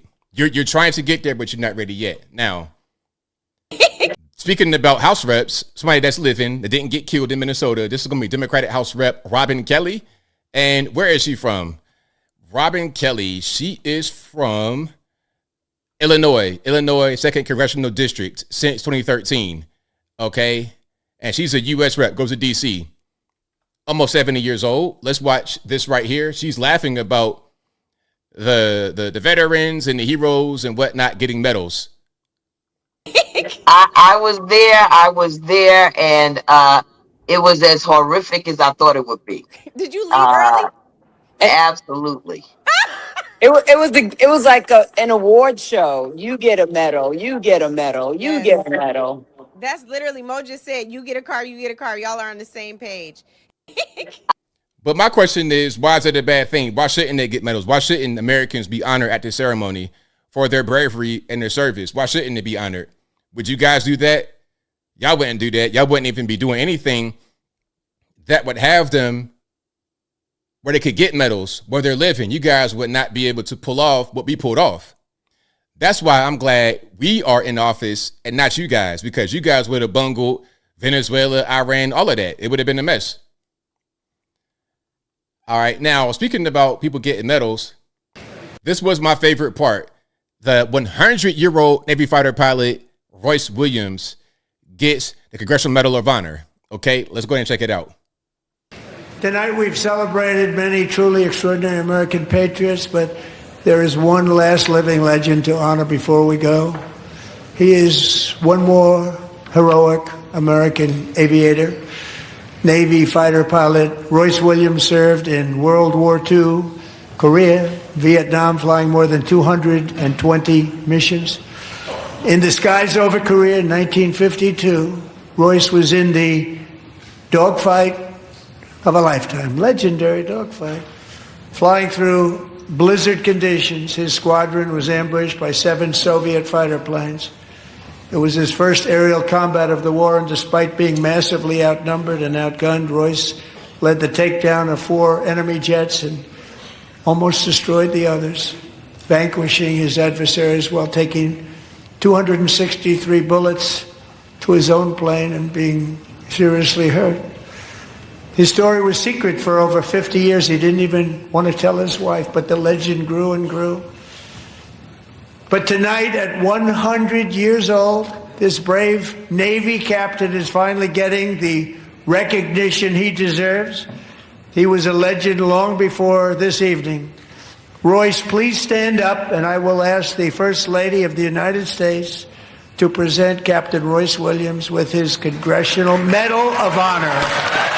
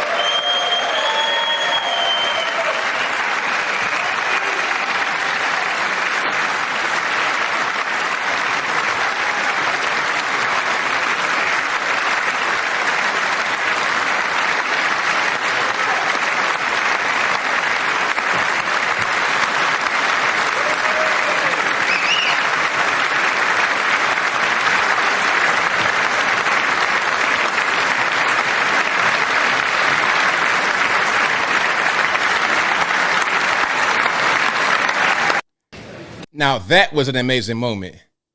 Amazing moment. 100 years old. All right. World War II veteran. Amazing moment. So shout out to him. That was the best moment to me. I asked you guys that earlier. That was what I was going to say. Right here. Favorite moment of the night. So shout out to him. And shout out to President Trump for putting it on. Now, that's got to be mocked because it's like an award show. It was a great moment. A fantastic moment. Okay. Now, here is Nancy Pelosi, okay, talking about the moment where Trump was saying we should ban insider trading, because we all know that in Congress, these guys insider trade and they make themselves very wealthy on insider trading. But if you're a regular citizen, Martha Stewart, you get locked up for doing that. So I'm just saying, rules for thee, not for me. What's going on? Let's watch. One moment, Madam Speaker, where he called you out specifically around, of course, congressional stock trading. What do you say back to him? I say back to him, as that's what members said, look at your own self. The inference he wants to draw is there was something wrong with that, which there wasn't. And if there was, people get prosecuted for it. Okay, so she's saying it's okay. It's all right to be in Congress and do the insider trading thing. See, the thing, and the reason why it's bad, for those who may not know, if you're in UK or wherever you're from, I'm not sure the way it is in your country, but the way it works is when you're in Congress, you can be a lawmaker. You're a House rep, you are a lawmaker. So when you write laws, you know what the rules are going to be of the game before the game is played. Therefore, you're able to trade stocks based on that pre-knowledge, that previous knowledge, that insider knowledge. That's called insider trading. But she's saying it's okay. It's not really a big deal. Okay. Now, do you agree with her or do you disagree? Y'all let me know in the comments. For a long time now, we've been trying to pass this law. It doesn't have, now it has more support than it had before. And Elizabeth Warren stood up and applauded. Elizabeth Warren stood and applauded tonight when the president talked about it. Well, we all did. I did too. He said, did Nancy stand up? Yeah, I did too. A lot of people stood up. A lot of Democrats stood up. Okay, so what's the problem? I think that will pass, depending on what the bill is. I mean, what we had, we thought we could pass. It was actually a tougher bill than Governor Spanberger had put forth. We thought it could pass, but it was clear that it wasn't going to make it to the House and the Senate. But in any event, he gives his shout out. I don't pay any attention to him. What I'm concerned about is our democracy, which he is destroying, even in the 250th year anniversary. But we saved the democracy at the kitchen table to talk about how we help working families. All right, Nancy. Now, look, I mean, now you're just getting into political talking points. The issue is we need to make it where you guys can't do this. Now, I'm not saying that it's illegal to do the insider trading in Congress, but it is insider trading, and it should be labeled as such. Therefore, it should not be legal if it is legal. That's the point I'm making. Now, she's saying that she wants to pass a law, but at the same time, you kind of like hemming and hawing. So which is it? Which is it?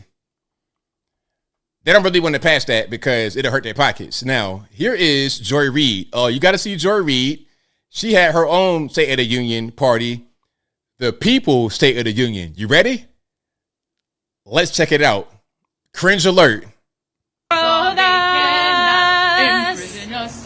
No pueden encarcelarnos a todas. No pueden encarcelarnos a todas. No pueden encarcelarnos a todas. Imprison us all day. Hey. Woo! Okay. I think I did okay. You did amazing. Yes. Woo! You get an A. I don't give grades though. We just go on vibes, and the vibes were immaculate. Thank you so much. Thank you. Thank you very much. Okie dokie. Ladies and gentlemen, gentlemen and ladies, Joy Reid and the Funky Diva. I don't know. But yeah, that was her little State of the Union party, a snippet of it. I ain't gonna play too much more from that because the cringe is cringing a lot right now. Alrighty. That's your song, Brent. Hey, Brent, you like that song? Hey, I'm right there with you, bro. I am right there with you. Ruin my night. I'm sorry, Big O. I apologize for that. I am so sorry. All right, let's keep rocking and rolling. Now, speaking about vibes, we have a non-binary lesbian. I'm reading this caption, and I've not watched the video, so the caption may not match. If the caption does match, I'll be floored. But CNN brought on a non-binary lesbian to explain the vibes children were feeling after President Trump's State of the Union. Status maxing, gesture maxing, aura mogging. What do these words mean? I don't know. I'm too old, but let's watch. Generally, All right. And here we go. Generally, the kids describe this as status maxing, gesture maxing, and aura mogging. Okay. Yes. So let me break that down for you. So Gesture maxing is like read playing to the subtitles here. crowd and trying to get people, Yeah, like a which he's jester very would. good at. Status maxing is aligning himself with people like the men's hockey team and like his success and trying to status max. These things are seen as very uncool by the kids, by the way. And then aura mogging is when you take the shine of someone who's actually quite successful or good, maybe some of his guests, maybe the World War II veterans he honored, maybe again the men's hockey team, and you are aura mogging. You are stealing their shine for yourself because you do not inhibit yourself, the aura alone. So that was the vibes of how the kids were talking about it. Here's why the vibes are important. Generally, the kids. Hey, you know what? Listen, hold on. I have never been so glad to be old because I don't got to do it none of them terms. Aura mogging. Listen, if you ever hear ABL say aura mogging, please call the cops because something's wrong. They didn't got to me. They didn't put some in my hind parts and change me because that's not the way I would ever talk. How about you guys? Did you to all my Gen Zs and alphas, did you appreciate that? Hello, children. I'm a fellow aura mogger as well. Did you enjoy that moment? Y'all let me know in the comments, please. Oh my goodness. And the gender, I don't know. Is that a woman? I suppose so. I would suppose so, but nowadays they done got all kind of crazy switched up stuff. They got twist and turn. It's like living in multiple simulations. That's kind of what's going on. They got layers of it. They first it's lesbian, gay, then it's non-binary, then it's trans, ultra max, super max, and before you know it, you get about 8 layers of what you identify to the point where what you actually are is invisible. But let's keep going here. Let's keep rocking. If you like what you're hearing so far, please give the video a thumbs up. Like the video, share the video, do all that good stuff. That'll help me out tremendously. To all the UK folks. Oh, howdy, isn't it? Governor, you enjoying it, isn't it? Hit the like button, isn't it? It's Tuesday, isn't it? Hit the like button for me. Oi. Shout out to you guys. All right. Let's see what the reaction to the speech is to the general public according to a CNN poll. Okay, let's check it out.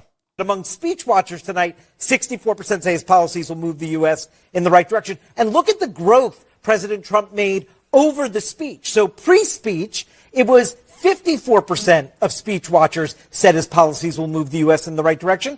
After the speech, that number goes up 10 percentage points. So Donald Trump made some progress with people watching the speech from their pre-speech expectations to what they saw in the speech itself. And that 64% number, that's pretty much in range across all of his State of the Union addresses in his first term, last year, the joint session. Hold on, let me just zoom out so you can see that right there. Hold on.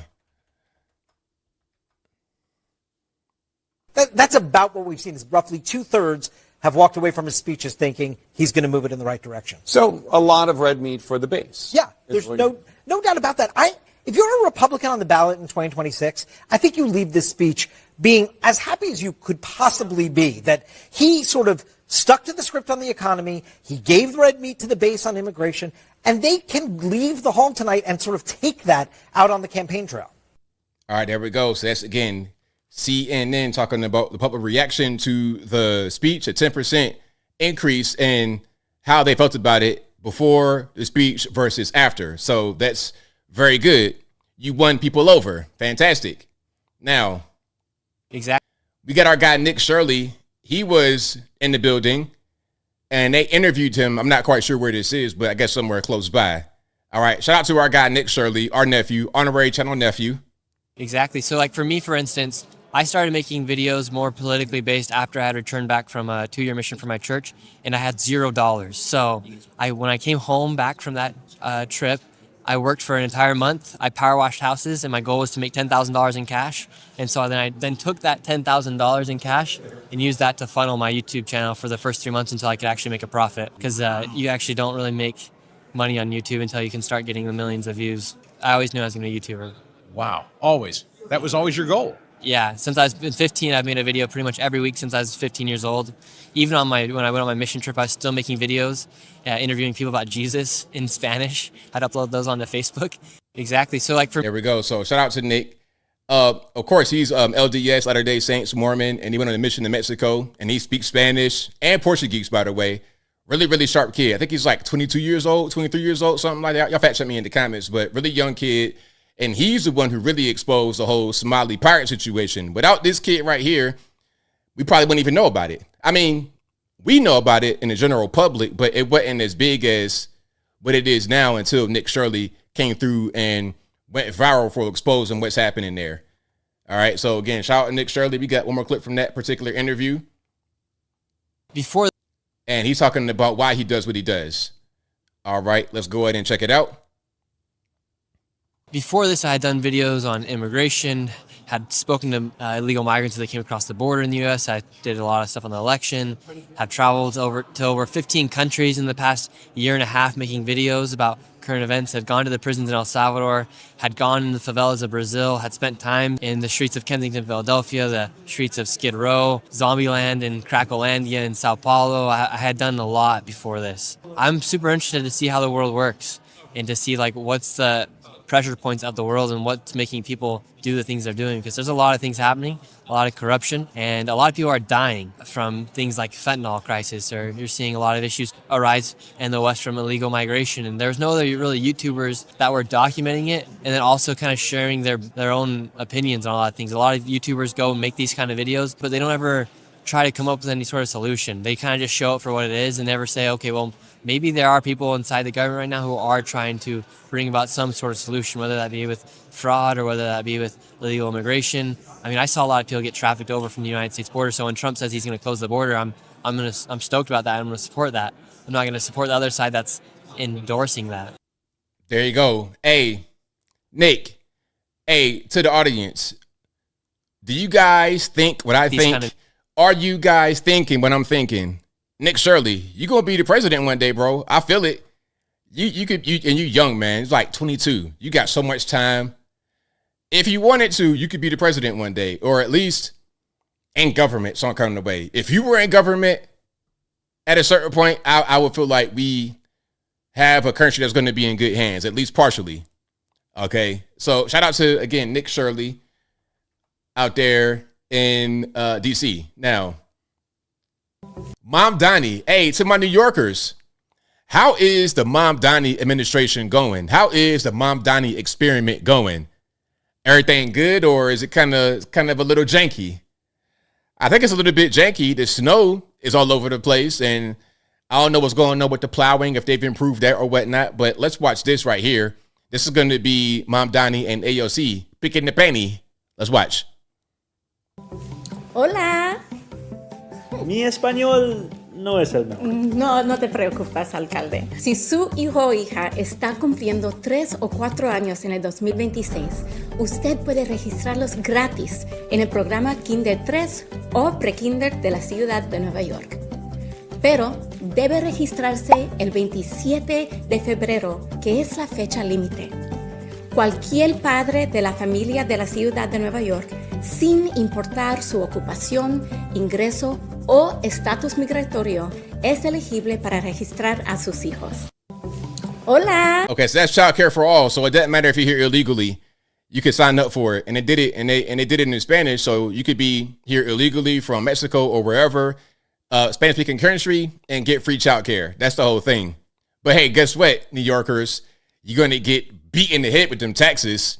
But if you're here illegally, you'll make a lot of money. Don't worry about it. It's all good. It's all free. But the middle class is going to get squeezed to death for it. So good luck. Good luck with that, New York City. Good luck with that. All right. Let's keep on rocking and rolling here. And what do I want to show? I want to show. I got it. This is a little skit. This is a skit video, but it's about a real thing, because to shovel snow in New York City, they're offering $30 an hour, but you got to have 2 forms of identification to sign up for it. That is a real thing. This is a skit based on that real thing that Mom Donnie just said. Okay, let's watch. I got it right here, Papito. Hold on. I'm my birth certificate. Before I shovel, I just want to know how y'all gonna send the money. I take Cash App, Apple Pay, all that. I just did that, stupid. Oh my God. Mom Donnie, Papi, is this on the books or under the table? Yo, but why I need all these papers to shovel snow? Why they need my baby picture too? Nah, I'm good. I already stretched, Papa. It's in the ligaments, yo, in the ligaments. I brought a Con Edison bill from 2018. That counts? So you said 30 an hour, right?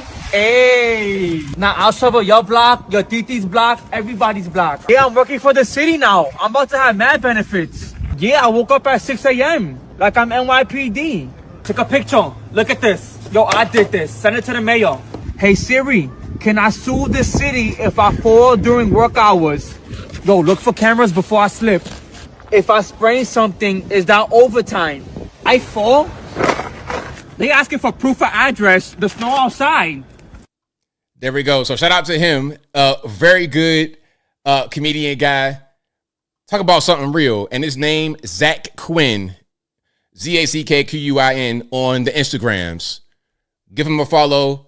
Be good. Tell him something nice. Really, really good skit right there. But seriously, Mom Donnie, you talking about there shouldn't be voter ID. That's racist.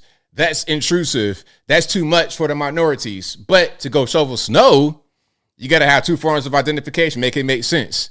Make it make sense. Why must I give all of that to shovel snow to get $30 an hour? But to go vote, I could just show up and say, my name is Elon Musk and cast a vote. Make it make sense. You can't, but whatever. Now, speaking about New York, I want to show them just how much snow. This is from the 23rd. So this is what, on Monday? So look at all that snow y'all got. Now listen, I don't know about y'all, but I could never. Look, you see the cars. You could barely see the cars. Look, right by the plow, you see the outside of a car right there. All these little, there's so much snow on top of the cars, it looks like white bushes. But those are cars covered in snow. What do you do when something like that happens? That's just excessive. It's excessive. It looks pretty with the trees and everything covered in snow, but you don't want to be trapped in that. You can't go nowhere. You pretty much are stuck. You stuck. So yeah, shout out to the New Yorkers. Hey, our prayers are with you. Hopefully that snow is starting to melt or done already melted, or it's not as bad as what it is right here, because good grief. Good grief. Hey, down south, we get 2 inches of snow. Everybody just is ready to panic and can't nobody go nowhere. This is like feet of snow. You guys are buried in snow. Oh, Dirtbite 2 says, ABL, we didn't get a lot of snow. It's been worse. It's been worse. Hey, man, y'all better than me. I couldn't do it. Can't do it. When I was in Virginia toward the enemy being there, it was snow. Not like that, obviously, but it was snow enough to the point where you be kind of stuck. I didn't like not being able to leave my house for like 3-4 days because of the snow. It got to the point where I just went outside and walked. Like I couldn't really drive anywhere, so I would just walk to where I had to go. I had to walk an hour. I'm not going to be trapped in the snow.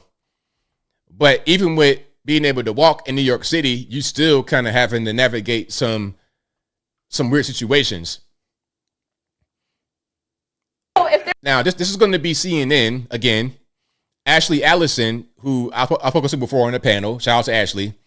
She's going to compare assimilation to slavery. You got to hear this one. Check it out.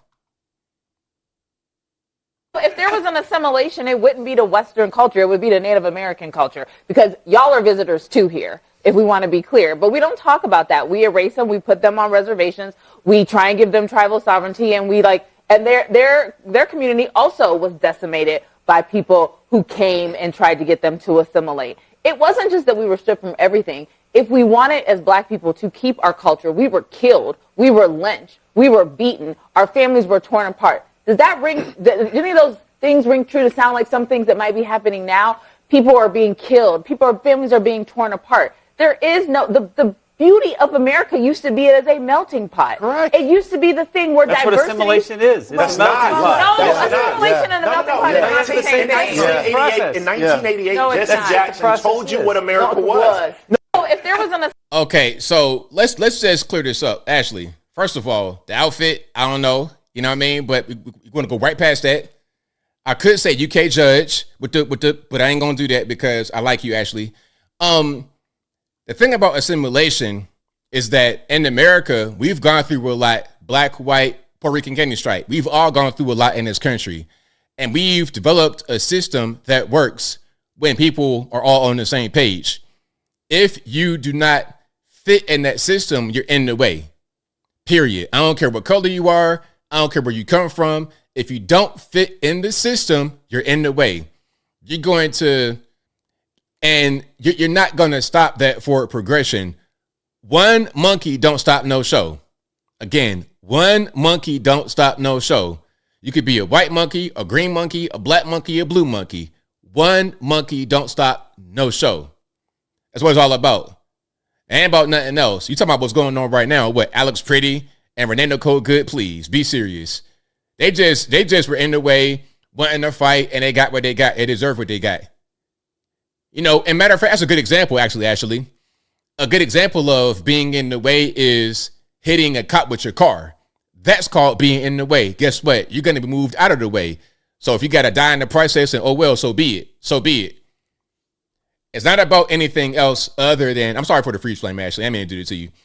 But it's not about anything else other than we as a nation need to move forward by any means necessary, within the law, of course.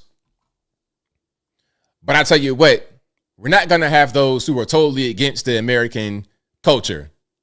It goes back to the old saying, when in Rome, do as the Romans. If you don't want to do that, then I don't know what to tell you. You would not be accepted by the Romans. You would not be accepted by Americans. If I go to China and start acting the fool, matter of fact, I've seen some of these streamers go to Japan and start acting up, and the Japanese, they put this one black dude in the burrito. It was about 8 of them Japanese dudes. You go over there trying to be Big Willie. Oh, I'm so big and tough and whatnot. I'm 6'2". They can't do nothing to me. Hey, them Japanese dudes pull up on you. Hey, it'll be a wrap. 8 of them dudes up on you. They hitting you with all kind of stuff. They hitting you with all kind of martial arts, all kind of hitting techniques. Before you know it, you in the burrito getting rolled like you something else. So, more of the story, long story less long. When you are in Rome, do as the Romans. If you don't want to do that, then go somewhere else. Stay in your country of origin or do something else. That'd be my suggestion. That'd be my advice. All right. Now, if you want to leave New York City or Los Angeles or Chicago or anywhere else where you got some issues going on because of the government, we want you guys to know, if you come down south, you come to Tennessee, you come to Georgia, Florida, any other southern place, Texas, when you come to any other southern places, please be aware that we have our own culture here. Okay?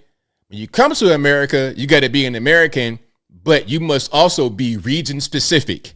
When you come down south, you can't come with that up north or left coast or Chicago nonsense. Okay? Let's watch this right quick, shall we? This is a PSA announcement. We, the people of the South, are no longer accepting any more woke people. You cause chaos and confusion and try to dismantle the republic. Stay up there.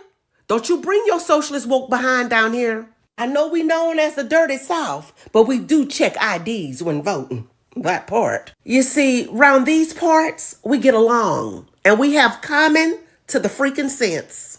And definitely I want to mention that Jesus Christ is Lord around these parts. And we like to get some sleep at night because our Lord and Savior neither sleeps nor slumbers. And we like to lie down in peace and in his sweet rest, for he alone make us dwell in safety. So what am I saying here? Glad you asked. We don't want to be awakened 5 times a day for the call to prayer. Yeah, Lord, all right. You don't got time for that.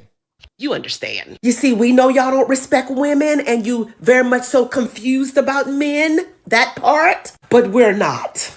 So I know things are getting a little rough because you made your bed and now you must lie in it. But you're not Goldilocks and the South is not the 3 Bears. So you just can't enter and exit inside of our borders anytime you want. You know, kind of like y'all let the illegals do. You understand. Now, Jasmine Crockett said that we're broke, and we may be, but we're happy because money is not the source of our strength. God is. And you would feel uncomfortable anyway. I mean, after all, most of the people in my neighborhood have American flags flying off of their home. Like me. I'm a black, white Christian nationalist. I want you to feel at home. And the South won't feel like home to you. You might feel more at home in Canada, England. Just try. Yeah, go to UK. That might be a good place for them. That'd be great. Hey, UK, do you guys want our woke leftists Do you guys want them? I don't want to. Hey, we're not going to send them if you don't ask for them, okay? Let her finish. To help you out, because you're not welcome here. So as Jasmine Crockett says, we may be broke, but one thing we're not is woke. So Zoran to your Mandani and Abigail to your Spamberger. So we're not Motel 6 and we will not be leaving the lights on, honey. Stay up there or you can go east or west, but you can't come down south. Because we believe in guns and butter and we protect ours. You heard me? Stay up there. There we go. Shout out to her. Shout out to her. Hey, she nailed it. She nailed it because look, check it out. We have our own culture down here and we like the way things are down here. What we don't like are outsiders, regardless of where you come from, a different part of America, a different country, whatever. Mars, Pluto, the sun, wherever you came from, we don't like you guys coming down here and just doing all kind of weird stuff. The Californians especially, when you come to a new place and you infect it with the same virus that you had the last place infected with. If you're going to leave California, you need to vote differently than you did in California because your experiment of voting liberal, voting leftist, voting progressive did not work. It made California what it is, a beautiful place with awful politics to match. Don't bring that over here. Keep that over there. It didn't work over there and it won't work here. We got our own system set up. It's running beautifully. Let us keep doing it. If you want to partake, then do what we do. Again, when in Rome, do as the Romans. So shout out to her. Very good video. Right on point. All right, let's keep going. Now, Mexico, we got the cartel violence and we got somebody in the store looting. What's going on, bro? Come on. Don't take advantage of the violence happening to go steal. Let's watch.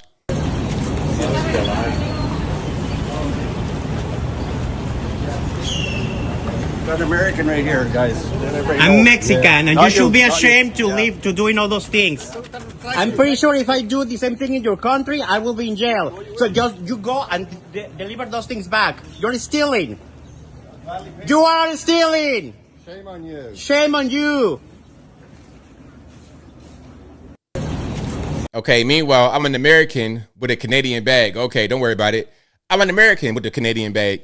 Bro, I get it. Things are crazy, but you can't just go on a shopping spree. That ain't really how that work. It ain't how that work. The Mexicans ain't doing that. Why you doing that? Is that how that works? Because you got violence going on? You know what?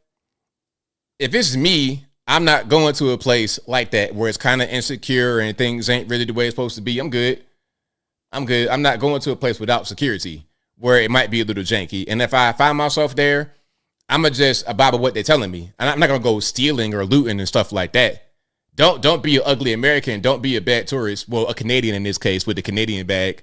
I'm an American with a Canadian bag. Anyway. So this is what's happening with some of the cartel members blocking trucks and making them be roadblocks. ABL, happens all the time. You guys in America, you get carjacked too? No. I never seen anybody get carjacked broad daylight and then have their car set on fire in the middle of the road to be a roadblock. I never seen that before. I never seen the 18-wheeler trucks. I never seen the 18-wheelers tires get shot out with an automatic rifle and the guy get carjacked in the middle of the daytime on the highway. I've not seen that before in America. So don't say y'all got the same violence that we have. It's not like that in America. But let's watch.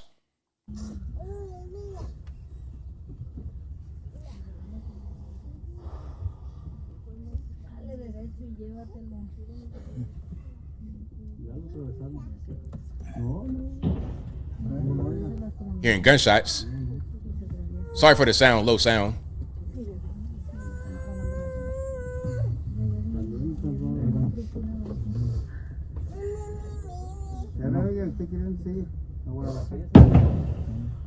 A shotgun to the tires? Oh my lord. Well, might not be. It might be a rifle. I can't tell. Bro. What do you do when that happens?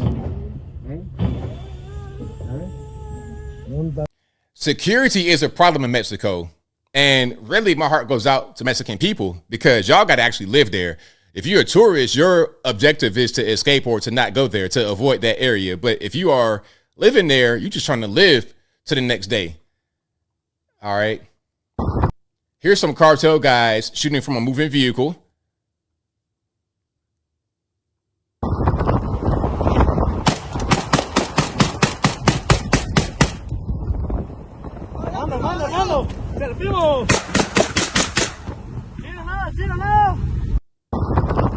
Just randomly, indiscriminately. Not safe. Not a very safe place. All right, now, somebody going to say, ABL, that's not everywhere in Mexico. That's not everywhere. I know that. I said that in my video. I know it's not everywhere. There are certain hotspots, obviously, but it is happening in certain hotspots. I don't think that's happening anywhere in the US of A. Okay? I don't see, even with the riots that we had, it wasn't quite like this. And when we had riots, we called them riots. We didn't try to downplay it. We said that there was riots in a place like LA, Minnesota, etc. We ain't try to downplay it and say, oh, that's not happening and it's still fine. Just say where there's some violence at and have that be that. Say, hey, there's some violence happening in Jalisco and Puerto Vallarta, etc. Don't say it's safe in Mexico. Just say where the violence is. No bueno. Oops, watch out. Look, get careful. No, you're not paying attention. Oh, jeez. Let's go. Follow me. Just follow me. It can't explode anymore. Oh. Gringos. Oh, really? It can't explode anymore was hilarious. But yeah, that's part of what's happening out there. Let's keep moving here. Now look at this beautiful resort. Beautiful resort, right? Hold on, watch. Whew. Hey, you see that on the brochure? Amazing. Like, I gotta go to Mexico. Looks beautiful, looks amazing. That'd be a good girls trip. You know, you and your girlfriends go out there and have a good old time. But there's a dark side to it. Let's watch. So everybody is being told to leave the area right now. Here on the beach, the tiki bar is being cleared out. All of these things are being cleared out. It's being roped off right now. They're asking that everybody vacate the area and leave immediately. You can see the smoke. I don't know if you can, the smoke in the sky. But we were just walking on the beach and we saw smoke everywhere. And we're being informed that there's major cartel violence happening right now all over Puerto Vallarta. Apparently, they've captured a top-ranking cartel member, and when that happens, all-out war happens. A number of cars have been set on fire, motorcycles set on fire. In fact, there were some attendees of Anarchapulco who were in a taxi cab. Taxi drivers are apparently targeted by the cartel. They were they had their car shot at. The taxi driver was murdered, and the car was set on fire. All of their luggage has been burnt, including their clothes and passports, in fact. So it's a pretty scary, dire situation right now. We're being told, do not go out at all. Do not walk in the streets. Do not get in a taxi or an Uber. Do not go to the airport. In fact, the entire airport may be shut down right now because of this cartel violence. I mean, we heard Trump mentioning a while back that he's going to go after the cartel in Mexico. Is this the beginning of that? Are we witnessing it live? I don't know, but everybody here has just been instructed to leave the area immediately. The entire beach here is being shut down. It's clearing out. And really intense situation going on here in Puerto Vallarta. So I'm going to continue to document this as we do. We're going to stay safe in our hotel. So there we go. That's what's happening out there in Puerto Vallarta, or it was happening. Now, again, hopefully it's not as bad right now, but I am not going, because what I don't want to happen is I go to the airport and something like this goes on. And this was, about 2-3 days ago, I believe, at the airport in Guadalajara. At the airport, they were shooting outside. I don't think anybody inside the airport got hit. I don't think any civilians got hit. But I'll tell you what I don't want is for a gang war to be happening at the airport at all. Let's watch.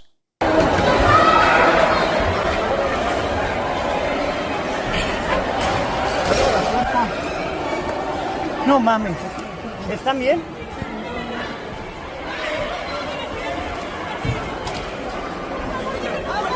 All right, so there we go. That's what's happening, or was happening out there at the airport in Guadalajara, Mexico. All right, yeah, pretty terrifying. People got trapped. Like this video right here. This is like one of these little TikTok videos that don't have any real dialogue, but the caption says, been stuck on this escalator for nearly 2 hours. Send help.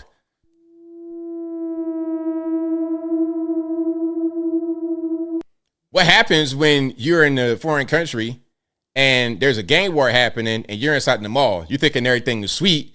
You're going to go get your Starbies. You're going to go to Ulta. You're going to just have a good old time. All of a sudden, you can't leave.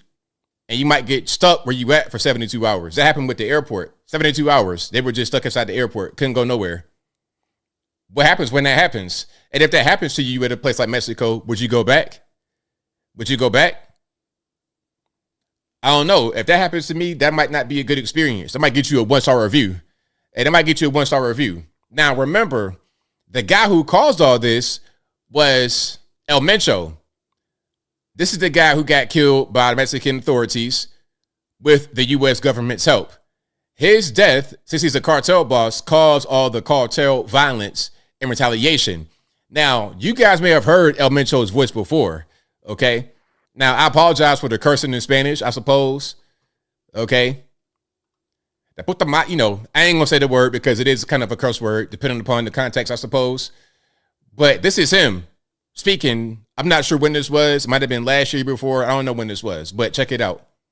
Delta 1. Hey, ¿quién habla? Mira bien, hijo de tu puta madre. Soy Mencho, güey. Relaja tu puta gente a la verga. Soy Mencho, güey. Relaja tus putas partidas. Si no, te voy a partir tu madre. Tienes toda tu bola de perros. Te tengo identificado 30 güeyes. So he's threatening the police. Like, yo, why y'all messing with us? You better leave us alone. And if you don't, we're going to come F up your whole squad. I'm going to kill all y'all. That's what he's saying right now. Hasta tus putos perros te voy a matar si no te relajas. I'll kill your dogs and everything. Güey. ¿Cómo ves? Ya está, señor. Ahorita los bajo. You got it, sir. We'll tell the police squads to fall back. That's what he says. That's what the police say to El Mencho. See, that's what I'm saying. That's why he was taken out, because at a certain point, the cartels were ruling the police. They couldn't do nothing about it. No cuelgues, hijo de la verga. Te tengo ubicados en Chacala, güey. No le estoy colgando, le estoy diciendo, ahorita los bajo. Póngase bien las pilas, güey. ¿Qué se le cuesta ser amigo, cabrón? ¿Uno no se mete con ustedes para que se pasen de verga? No, señor. Ahorita yo se las bajo. Revíremeles a todos los hijos de su puta madre, porque todos agarran dinero. Now he's saying, look, I told y'all to fall back. Y'all keep messing with me. Y'all gladly accept my money. Y'all gladly accept that money, and when you get paid off, police better back off. That's what, again, El Mencho was saying. Son buenos de puercos. Sí, lo que me están diciendo. ¿Se me ponen a tiros o tú eres el primero que vas a marchar por ellos, León? No, señor. ¿Vale? No, señor, no se trata de eso. Váyase a la verga, porque aquí los vergazos están al 220, ya se la sabe. So you get the idea. This went viral before. I'm not sure when it went viral, but it already went viral. This was El Mencho talking to the police, basically saying, hey, we're paying y'all off and you on our back. You better back up before you get killed. They'll kill you and them dogs. Okay? And Mexicans, you can always tell, way, they say way everything. That's like, to anybody that speaks Spanish, or if you're Mexican specifically, if you're in a chat, way, G-U-E-Y. That's your favorite word, I hear. What are your favorite words? It means guy, I suppose, but it can mean anything. It could be positive, negative. Almost like the N-word, kind of, sort of, a little bit. Maybe I'm wrong about that. Where it could be used as a negative or a positive, depending upon who's saying it and the tone of what it said. Y'all let me know in the comments. I'm not a Spanish speaker. I know about 2 words. Okay? I know Lo siento. That's all I know. And yo quiero Taco Bell. That's all I got. I don't got nothing else. Okay? No panty. I don't pick it, no panty. But anyway, speaking about Hispanics, my favorite Hispanic, Marco Rubio, my favorite guy, aside from Trump right now, Marco Rubio, is responding to what happened with a Cuban strike on an American boat. Now, I don't think the American boat was a military boat. I think it was some guys that had a speedboat, and they went into Cuba's territorial waters, and the Cuban authorities said that the Americans opened fire on them. They opened fire back, and then they killed some Americans. But again, from what I'm reading, this was not a military boat. It was just random guys in the speedboat. I don't know what they were doing, what the science behind that was. I don't know, but this is what Marco Rubio said in response. Okay, check it out. Oh, hold on. And I'm going to read this. CB says it means fool, means idiot also. I got you. Michael says exactly. Yeah. So anyway, let's keep on watching this. Again, Marco Rubio responding to the Cubans striking the American, probably civilian vessel in their territorial waters. Check it out. So this morning, we were made aware by Cuban authorities of an incident off the coast of Cuba. We immediately began to look into it. As it stands now, the Department of Homeland Security, the Coast Guard, others are involved. The majority of the information we still possess is what Cuban authorities are providing, both the public and the U.S. government. We have our embassy on the ground in Havana working this as we speak, asking for access to the people that were on those vessels, if they were American citizens or permanent residents. According to the Cuban regime, the boat was registered in Florida. We're tracking that down. We will know shortly, and we will know quickly, many more facts about this incident than we know right now. The majority of the facts. I'm sorry for this. I'm sorry for the video audio, for the video quality. I apologize about that, but I don't know what's going on with it. Cubans information, then we'll be prepared to respond accordingly. All right. Sorry for the quality on that, but overall, I think Marco looks presidential. He looks prepared, and he has one more job. Okay, Marco done had every job in the world, like a Jamaican, but he's Cuban.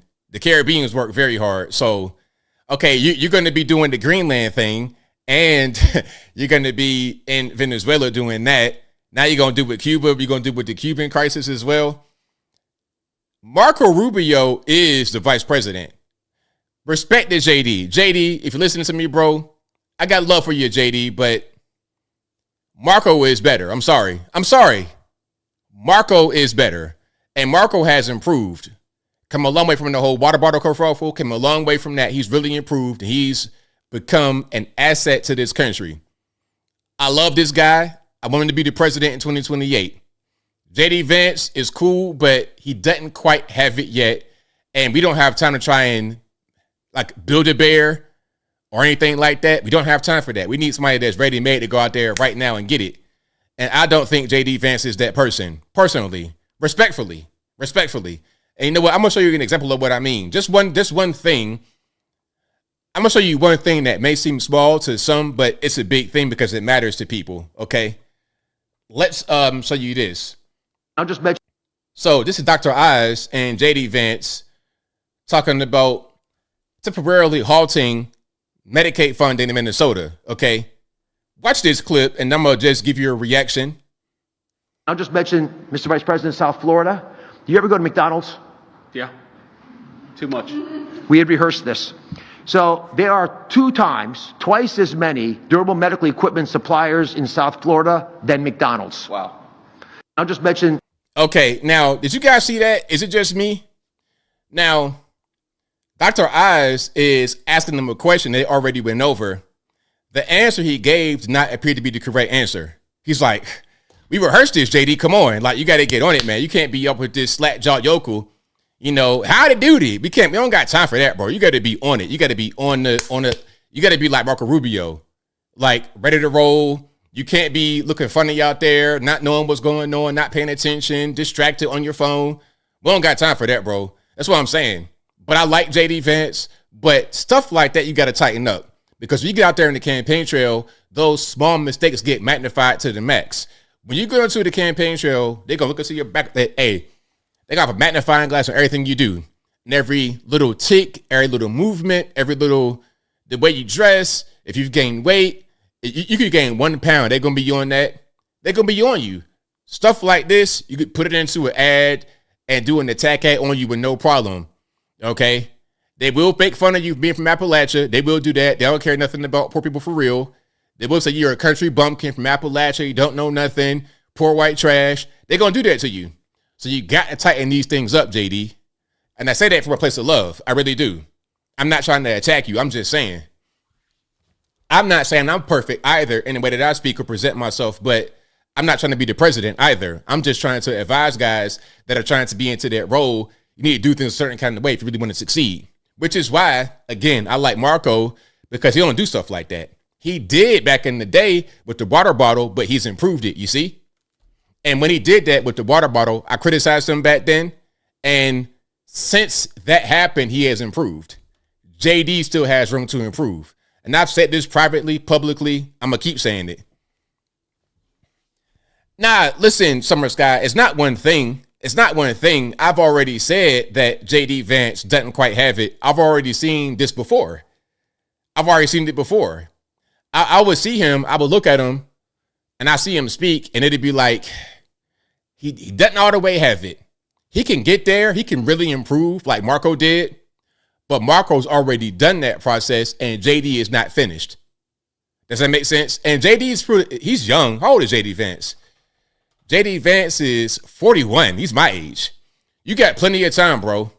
You got plenty of time. That's why they say you got to be 35 years old to be the president, because they understand with age comes wisdom. If you're going to be 22 years old, it's hard for you to, articulate yourself well and speak to an entire crowd well at that young of an age, because you don't have the experience, the life experience, the time to develop your speech, the time to become sharper. You don't have that time. Marco Rubio is how old? Like 55? 54. 55 in May. So he has the experience edge over JD. You see? Me at 41 is smarter than me at 31. And when I'm 51, I'll be smarter than I am right now. Which is why that age is good for executives and whatnot, because they have more life experience, more education, more knowledge, and they're better able to conduct themselves with people because of their age and experience. JD Vance does not have that quite yet. And it's just obvious. It is what it is. All right. Now, this is going to be Jasmine Crockett. Hold on. Am I a skirt chaser MVP? Is that what I'm doing? Anyway, so this is going to be a video about Jasmine Crockett. Now, I told you guys earlier, Jasmine Crockett is running against James Tallarico in Texas in a Democratic primary, or she will be when they get to the primary time when they vote. That'd be the primary between her and James Tallarico. Currently, Jasmine Crockett is leading the polls by a lot, and I think she'll actually win the nomination to be in the race up against a Republican.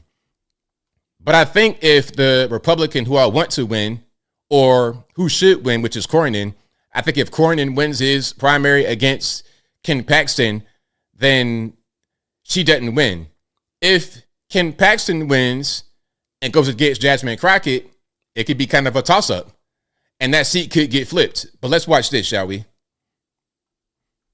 Let me let y'all in on a little secret. Black voters are swing voters too. Go ahead, let that marinate. I know that you don't hear that very often, because when they do the profiles on the swing voters, they don't normally got the blacks up in the profiles. They going after the people in the Ohio diners, in the truck stops, and all those things. But we are swing voters. And a person that really gets this is Congresswoman Jasmine Crockett. And that's why her race in Texas, her U.S. Senate race, is going to be a very, very key race to watch. Now, before I get into that, let me just rewind, because I know you're like, what you talking about? Swing voters, black people swing voters. We understood the assignment, 92%. Yes, we did. We did what we needed to do in the election. However, there's a key part that is missing when we talk about the margins with which black people vote, Democrat versus Republican, and that's turnout. All right, it's kind of long, but let's get straight to the numbers. We only got that time to listen to that video. So let's get straight to the numbers. Okay, so here we go. This is from when? This is from today. So new Senate primary poll in Texas, Crockett 56% plus 12 over Tallarico, the opponent. Now remember, Tallarico was the guy who they had on with Stephen Colbert. They did the whole stunt. The same thing as a BAFTA stunt where they try to say, oh, Donald Trump doesn't want you to hear this. Donald Trump censored me with the FCC. A complete lie. They were just trying to make James Tallarico's interview with Stephen Colbert more popular than what it was to boost his profile, to try and fix these numbers. You see how big of a gap it is. Now, if you don't fix that gap when it comes election time, then Tallarico is cooked and Jasmine will win the nomination to become the Democratic Party's nominee for that Senate race in Texas. Okay. Now, again, she'll be going against James Cornyn, the incumbent Republican, or Ken Paxton, who is kind of like neck and neck or even more than Cornyn right now. All right. So y'all surprised at that, huh? Y'all surprised? Now, Brickyard, I know that she might not be, she could lie and cheat and steal. It don't matter. How we feel about Jasmine doesn't matter. All that matters is how they feel, because we felt that Joe Biden shouldn't have been the president, but they still voted for him, allegedly. He still won, allegedly. Although we shouldn't have, and he was obviously a bad candidate, it don't matter because it's all about what they think. So I see what they're doing. I see who they want. What we got to do is counteract that with the good candidate. Now, what might happen is this. You ready for this? I put on my tinfoil hat for the UK guys, especially. But what could happen is this. She could go up against Cornyn or Ken Paxton in the Senate race and lose. But if she loses, you're going to see her in 2028. Now, let's pause for a minute. Let's pause right quick. Okay. Who do we have? Who do we have as the Democratic Party presidential nominee in 2028? Who do we have in that race? Okay, first of all, we know we got Gavin Newsom. I'm dumb just like you. 960 SAT in Atlanta. Gavin Newsom. AOC, I suppose, who was also silly. Stephen A. Smith, the sports guy. Basketball, football, baseball. Him. And who else? Jasmine Crockett. Now, let's be honest, and I want you guys to answer me honestly. Out of those four that I mentioned, who do you think is actually the best candidate? I'm not asking you who you like. I don't like any of them, nor do you, I would suppose. I'm asking you who's the best candidate out of that four. I'm going to give you a rundown again. Newsom, AOC, Stephen A. Smith, Jasmine Crockett. Out of those four, who's the best? You tell me. It's Jasmine Crockett. Because Gavin is actually dumber than Jasmine Crockett. The way he presents himself, the pink tan, the funny hair that caught on fire during the storm. Listen, bro, you went to a place with an active fire with hair gel in your hair. Had a Richard Pryor happen. Your hair caught on fire. You're not. Gavin is not an intelligent person. Gavin is a Nepo baby because his aunt is Nancy Pelosi. If you guys didn't know, he's a Nepo baby. He's not someone that has really built much of anything. He's not a Donald Trump. He is a Nepo baby. Now, Jasmine Crockett, I'm no fan of, but she is a little bit more intellectual than Gavin Newsom is. So out of those four, I think they're going to vote Jasmine Crockett. So again, if she loses her Senate race in Texas, you're going to see her in 2028. The Senate race will give her visibility. It'll give her recognition. It'll give her some relevance and credibility in the national conversation. Okay, you can't say none because they're going to pick one. We can't just do the cop-out thing. You got to pick one. And out of those four, again, I don't like any of them. It's not about me. It's not about my feelings about her or them or him specifically. It's about who is going to be the best one. Who will get picked out of that bunch? It'll be Jasmine. You're going to see. I called it. Don't worry about it. You're going to see. All right, so did I miss anybody that could be a candidate? I said again, Jasmine Crockett, AOC, Stephen A. Smith, Gavin Newsom. Did I miss anyone? I believe I got the top four right there. Who else could it be? Oh, you know who should run? And I almost forgot I had this queued up. This is perfect timing. What else? You know who should run? Kamala Harris. Oh my God. Listen, if Kamala ran, I would thank the Lord Jesus for sending us a tomato can. I would thank God for sending us a tomato can. You know what a tomato can is? In boxing, that is a fighter that can't fight. It's an easy victory. That's what Kamala will be. That's what Kamala Harris would be. She would be a tomato can, an easy victory. And I would not want her to run personally because I know it'd be kind of rough on her. But if they do, if she agrees, then it'd be easy victory. You could put JD in there, even with his gaffes and his youth and his inexperience, he would still be formidable against her. But let's watch this, shall we? What else have they done? The SAVE Act. You know what the SAVE Act would do? Require that people show a birth certificate or a passport to register to vote. I don't have the exact numbers in front of me, but it's something like 40% of Americans don't have those documents. Something like 40% of Americans don't have those documents. The exact numbers in front of me, but it's something like 40% of Americans don't have those documents. Pause. I'm sorry for the freeze frame. Kamala, you think 40% of Americans don't have those documents? Really? 40% of Americans don't have it? Are you serious? Like almost half of the country does not have documentation like that? Okay, I'm not going to do a poll, like a poll. Press 1 in the chat if you have those documents. Okay, proof of citizenship, birth certificate, driver's license, social security number, card. Press 1 if you have those documents. Press 1 if you have the documents she's referring to. Do you think that 40% of us don't have these documents? Of not just of black people, like of America. 40% of the whole country don't have these documents. It's like, man, come on. Fat Truck says I'm an immigrant and have a U.S. passport. See what I'm saying? All the ones in the chat. Shout out to all the ones in the chat. Okay. River Spirit says she includes illegals and non-citizens as Americans. That's funny. Well, of course they wouldn't have it because they're not citizens. How could they have a thing that they're not supposed to have since they're not citizens? Okay.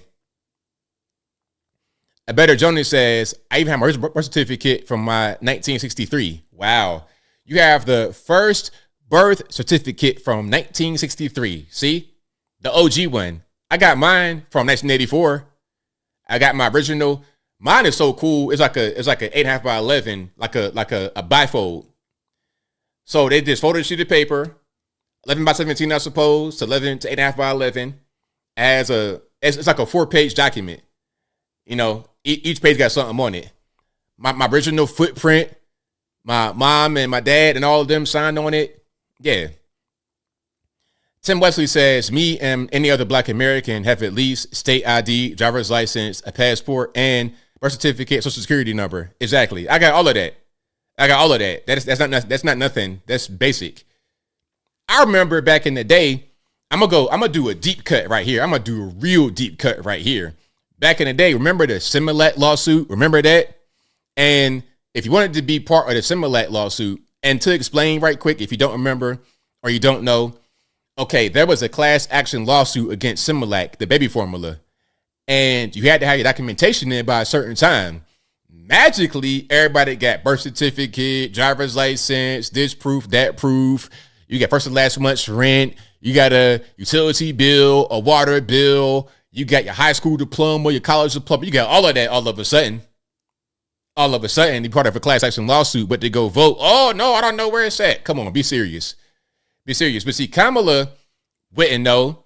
Kamala really is not an American. Kamala was born in the USA, yes, but she was raised her formative years in Canada, in French Canada. What was that?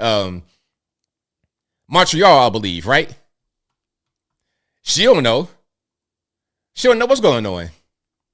You remember that, MVP? You remember that? Yeah. Now, Gavin Newsom. I didn't do a video on this because I don't think Gavin even understood that what he's saying could be taken the way it was taken. And that's the problem. You see, you can't make these kind of mistakes. This is what you call a gaffe. Something that you did on purpose, but it was a mistake. Now, Gavin was in Atlanta talking to Andre what's the mayor's name? Andre. I almost said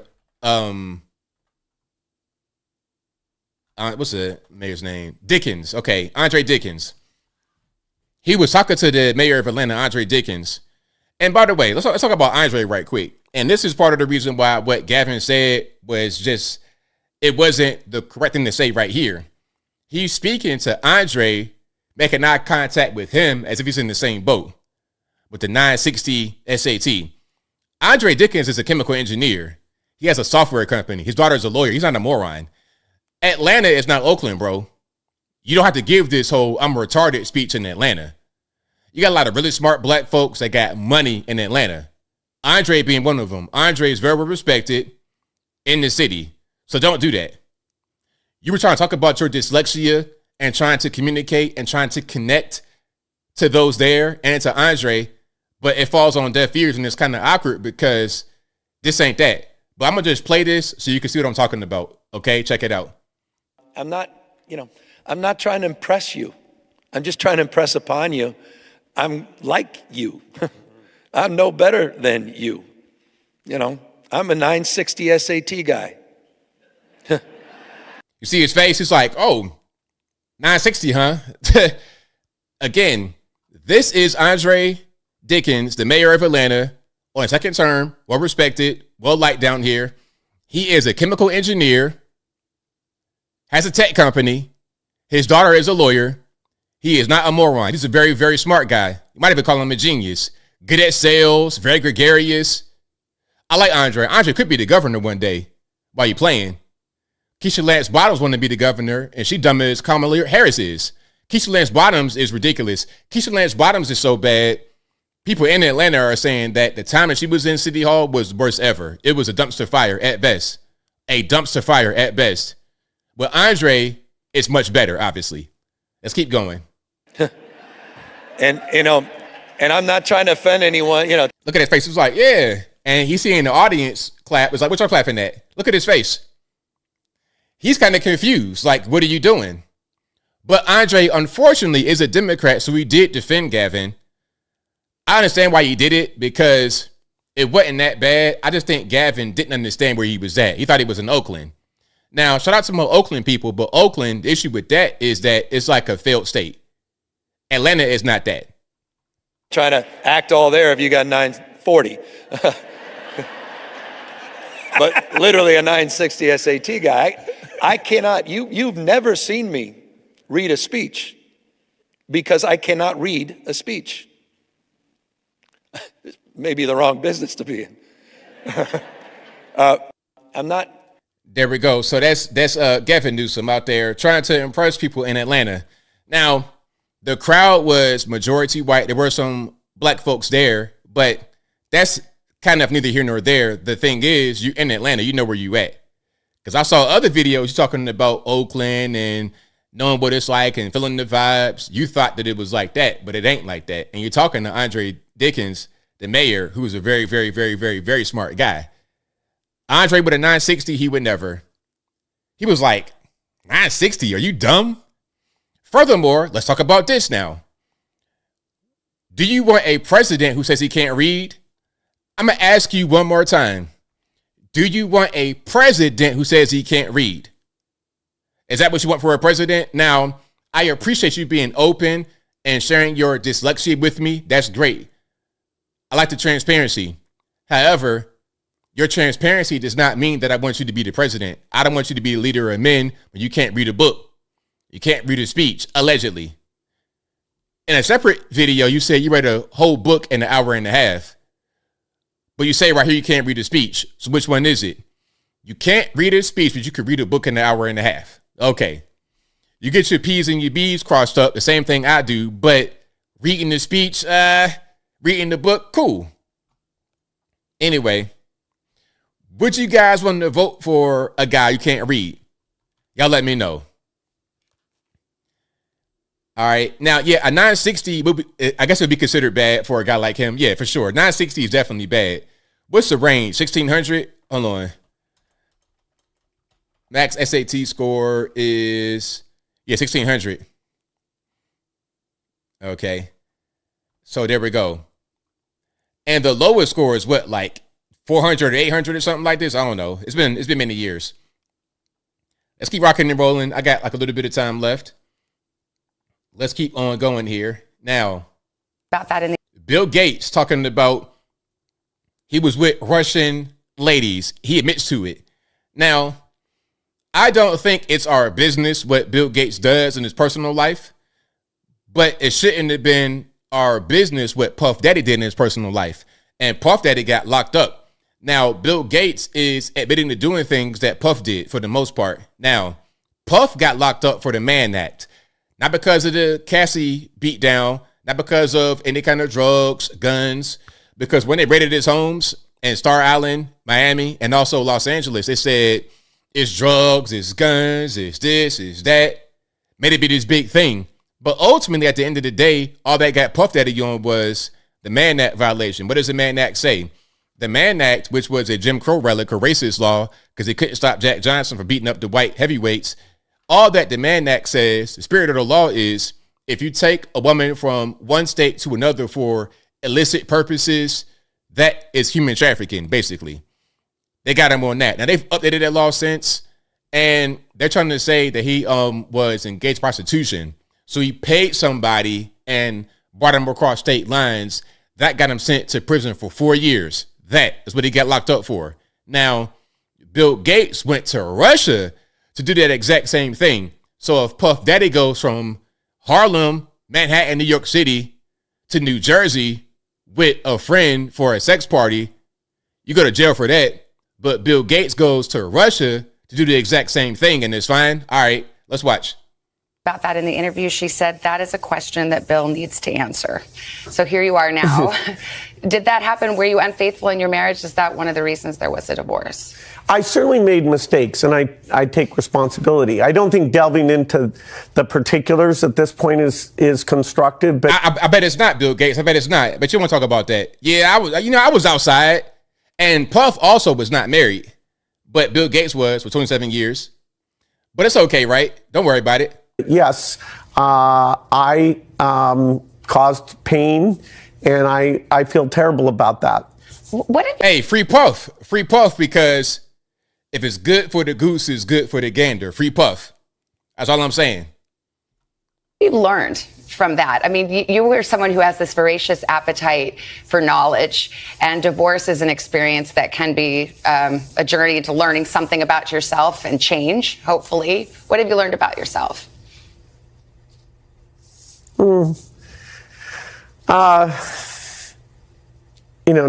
There's areas like climate or, health where I have expertise, and on personal matters like this, I don't think of myself as an expert. I should be very humble about, success, has a tricky aspect to it. So, I don't have great advice for other people. Yeah.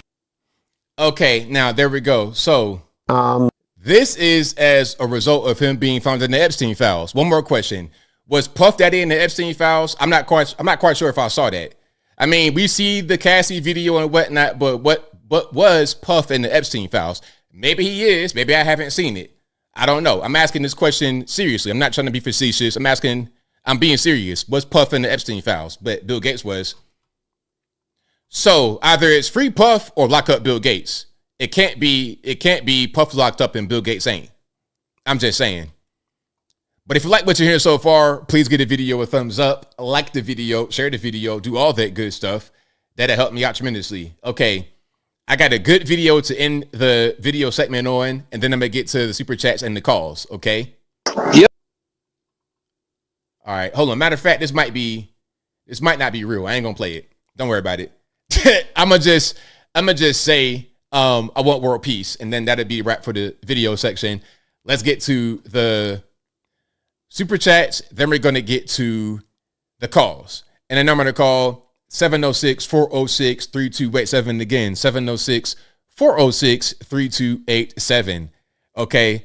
Apple Bucker Puff Daddy says, ABL, I don't know if you can read this super chat because Gavin Newsom says he's like you and he can't read. What's your reaction to the California governor where you saw that, what I was just talking about? I think he was trying to be relatable because he goes to places where black folks are not successful in California because California largely treats blacks the way the UK does, as an afterthought and a throwaway. They get ignored. There's no investment into them. They treat them like they're nothing, like a nuisance or a pest. That's the white liberals for you. That's why I hate being around them. That's why I like being down where I'm at, because people are people down here. Like, it don't matter who you are. We're all, if you come down south and you are like everybody here, you're going to be good money. Okay? If you get along with people, you can have your own individual culture and that's fine, but you must fit within what is already happening in the place. You want to be this weird person, having all these crazy ideas, carpet bagging. We're not going to accept that. So if you are just, fitting into the system, even in your own unique way, you good. But over there, you get totally ignored. So he had that same kind of attitude when he came down Atlanta, but it's not like Oakland is over on the left coast. Thank you to Apple again, who says, can Gavin build a computer because he's like you? Gavin is a moron. He's a Nepo baby. Apple also said, ABL, 10 out of 10, please rate President Trump's State of the Union speech, or out of 10, rate his speech. I'm going to give it a strong, a number rating. I ain't thinking about this too much. I'm going to give it an 8.5. Okay. Maybe even a strong 8.8. I don't want to just say 9 or 10. That's kind of like, I'm going to give it an 8.8 for sure. If it would have been a little bit shorter, I might have given it a better rating. But I think the length was necessary to do all of what was done. So yeah, I'm going to give it a strong 8.8. We're gonna roll with that. Thank you to Apple again, who says, ABL comment on Omar and Talib's behavior. Yeah, I was saying that earlier. Clown behavior from them, of course. Thank you to Recordtron, who says, I'm ready for some ABL again. I'm ready. Mauricio says, you people are crazy, quote unquote. Donald Jamarcus Trump. Yeah, that's right. And you know what I said about the UK people? To go back to that right quick. I was saying that our whites over here have more sense when it comes to stuff like racial stuff or whatever, because they grew up with us. We have better whites and better blacks over here because of our shared experience, the trauma, the ups, the downs, the good, the bad, the ugly. We share all that together and came up how we are right now as the best versions of us on the planet. Not to attack anyone else, but we've gone through so much. We've gone through trial by fire. We've produced such good people as a result of that. Okay, we sacrificed a lot to get to where we are. But they have not done that over there. So they don't really understand the way it is to be us. And Trump's one of those guys who grew up with us. Like I said, Trump is basically a black person. My video went viral. I said it before this whole thing happened with the State of the Union address. I said Trump is the first black president. And that's not a new thing to say. I'm not the guy who invented that. That's something that's been pretty commonly said for a while now. Matter of fact, hold on. See this right here? They don't do that over in UK. There's nothing like this over in UK. Okay? They don't really, it's not like that over there. But it is like that over here. You see? And we got Trump as the best president ever, who grew up with us, among us, and whites and everybody else in New York City. All right, let's keep going here.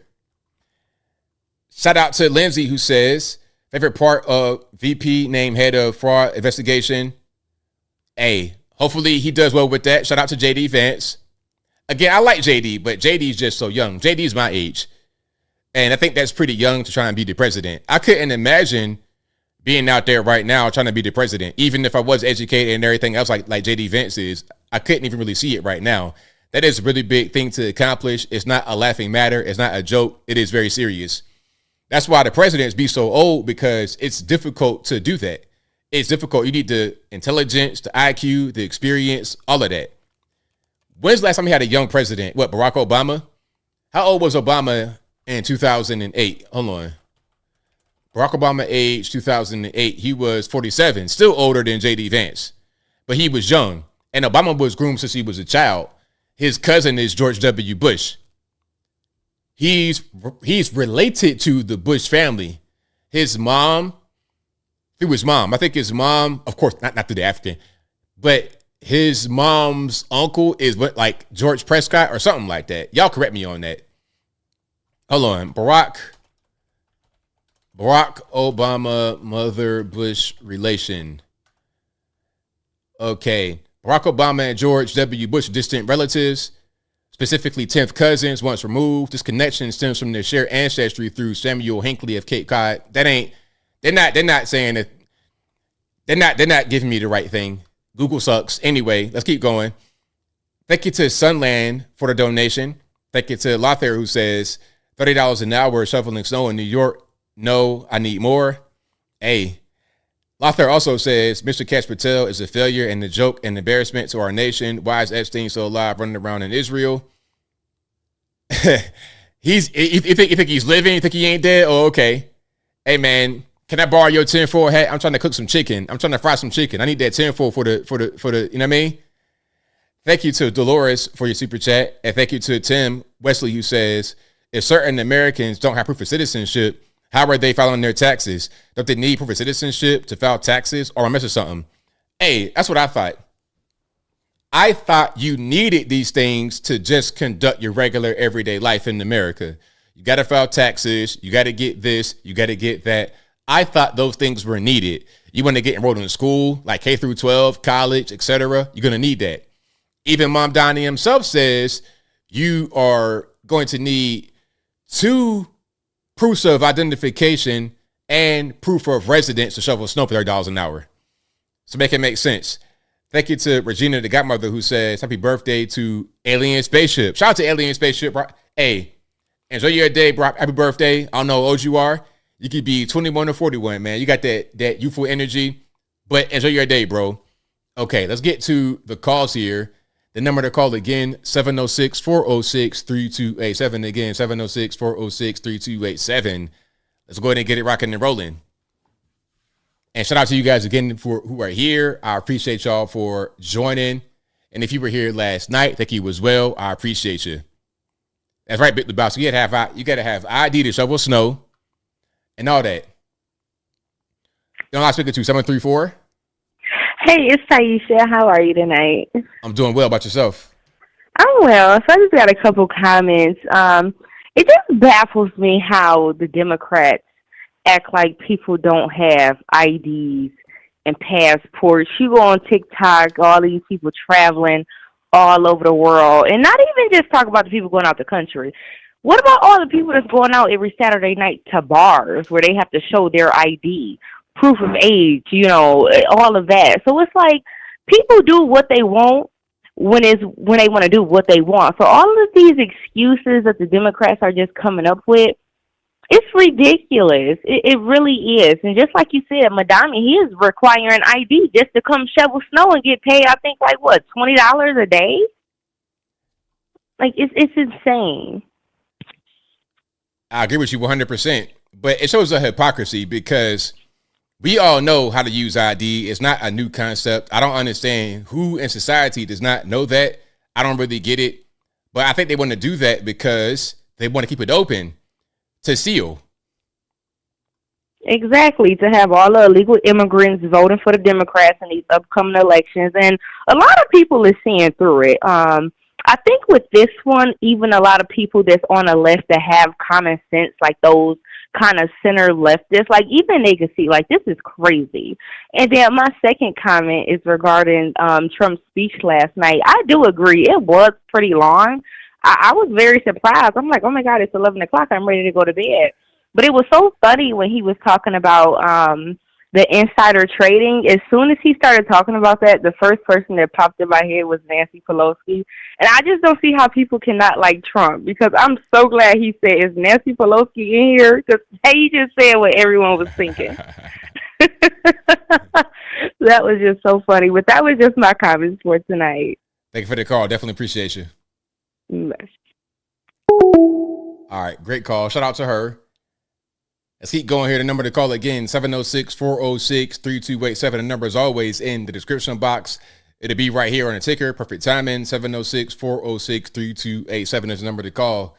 Do not be afraid. I'm not going to bite you. Let's go 860. You're on the line. Who am I speaking to? Okay, I guess it didn't go through. Let's go to 501 who's on speaker 2. Yeah, this is Robert. All righty, what's happening? Not too much. I got a question. So is Tennessee purple or red? It is red. So what all documents do you have to go vote? You got to have your identification, just your driver's license. Okay. So it's just like here in Texas, because I went and I did early voting last week. I went in, showed them my ID, they scanned it, and then you take your a pen and sign up the tablet, and you go fill out your stuff and put your thing in the machine, and it counts your votes. It's so simple. It's like, I don't understand why anybody would say that it's too difficult, it's too cumbersome, it's too complicated. It's so simple. It's like, if you can go buy a pack of cigarettes at a gas station by showing your ID, it's no different or it's no more complex than showing your ID at a polling place to vote. Yeah. So now, do you have your all those other documents that they talking about that black people don't have? I got everything. I have my first birth certificate. I got a duplicate social security card. I got my OG social security card, my OG birth certificate, driver's license, passport, all of that. Yeah. I mean, again, you know, as a black man, I have all those things too. And I have my retired military ID. I got a veteran's ID. I got my college ID. I mean, I got a whole bunch of IDs. So I don't understand how it's so hard for black people for us to go and get all these IDs that they're talking about. Yeah, it's not, but they want to try to blame it on us or say that we can't get it as a way to keep it open so they can cheat. That's all that they want to do. They see they're in trouble. The numbers ain't looking right. Okay, let's activate this plan B to try and win on the backs of, oh, the black people can't get identification, which is false. Yeah. Yeah, I think what Gavin Newsom said was really stupid and racist because, one, I mean, I'm in college now, and I've been in college since 2012, like on and off, like, you know, throughout my military career, but I'm actually full-time student now, working on my master's. And I think it's crazy that I had never taken an ACT or SAT. And when I graduated with my bachelor's earlier this year, I graduated magna cum laude with a 3.8. I missed summa cum laude by like 0.1. And I'm doing a 3.7 right now in this master's program, and it's not that hard. But he's saying that black people can't read and they can't write and they're dumb. I mean, if anybody else would have said that, that would be all over the news, and they would be, you know, hitting it up, just like the whole gorilla thing. Like, they only showed that one little part of that whole video, which they had a whole bunch of other people as different types of animals, but that was the biggest focus. Of course, because it's all about the narrative. They showed it one little.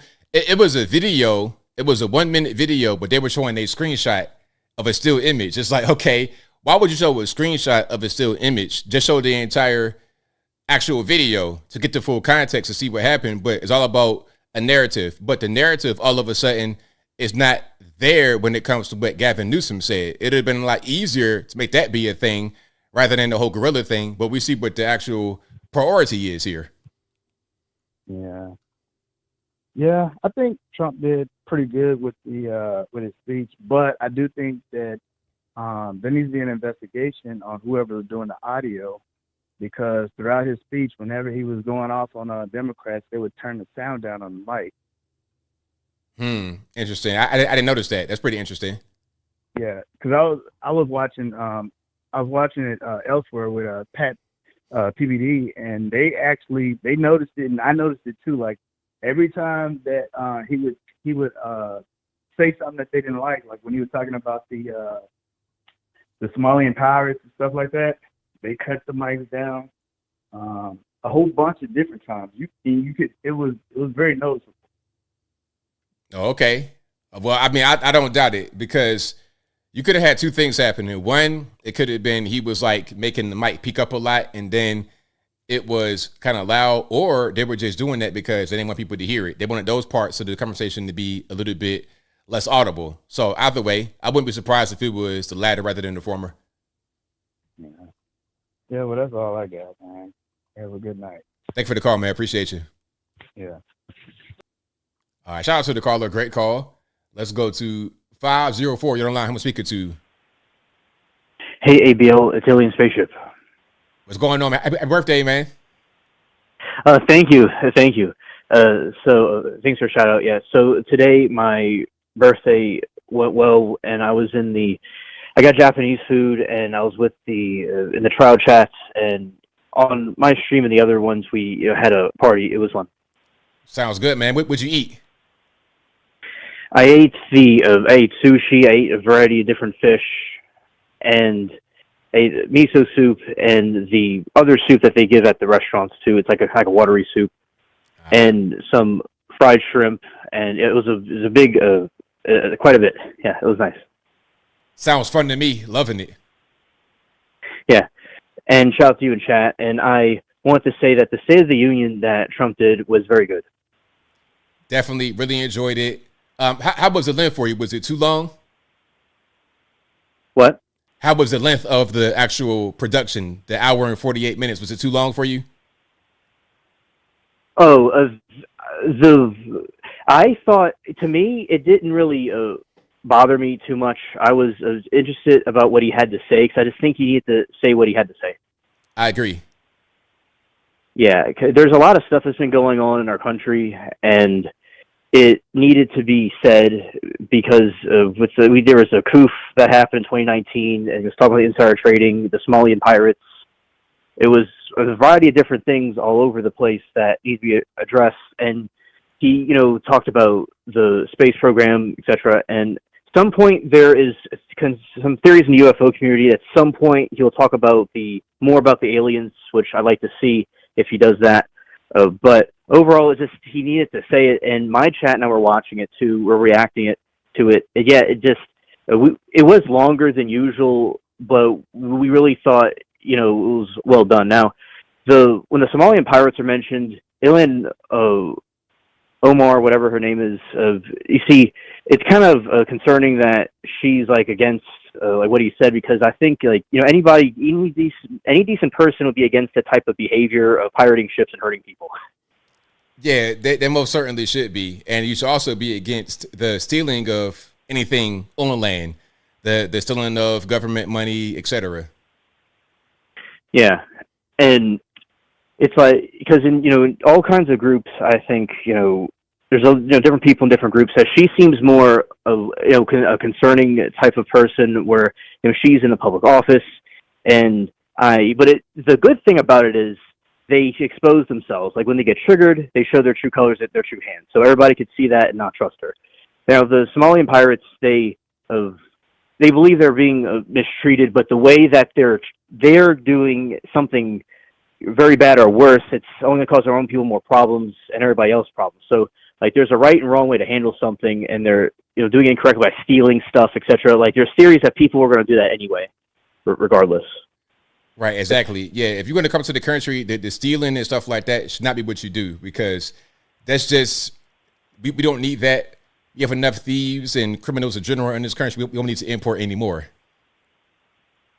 Yeah. Another thing that I liked was talking about the border. And, a lot of drugs we talk about in the show have come through the border, and the fentanyl, and many people have, been deleted from it.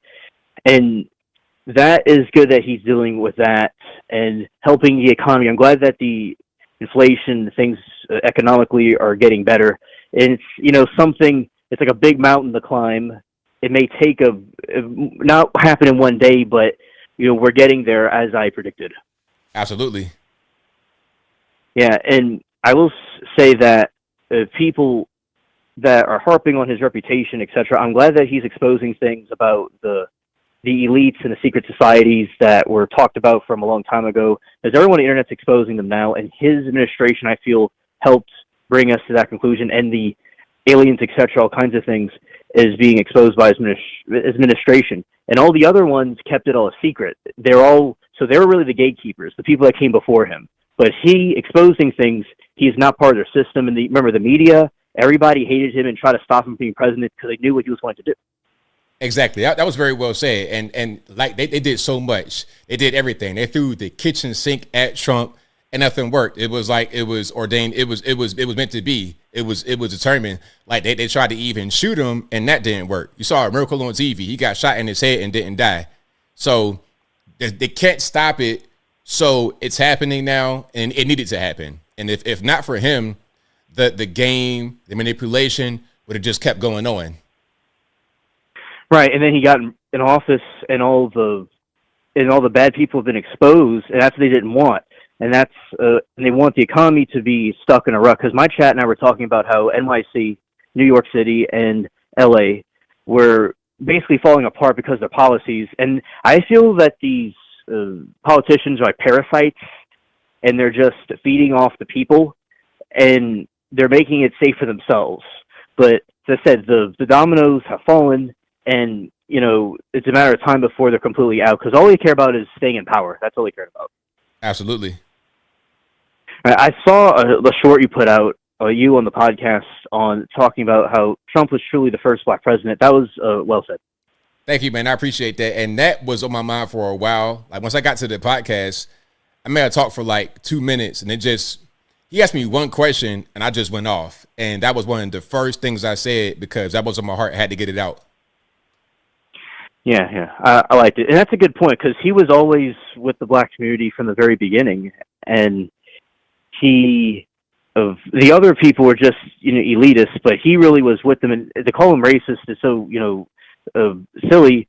And the people that say racist, everything's racist to them. It's like to the point where they're watering down the word. So no, I don't think he had racism at all. It's just the other side is the one that has a history of it, but he doesn't.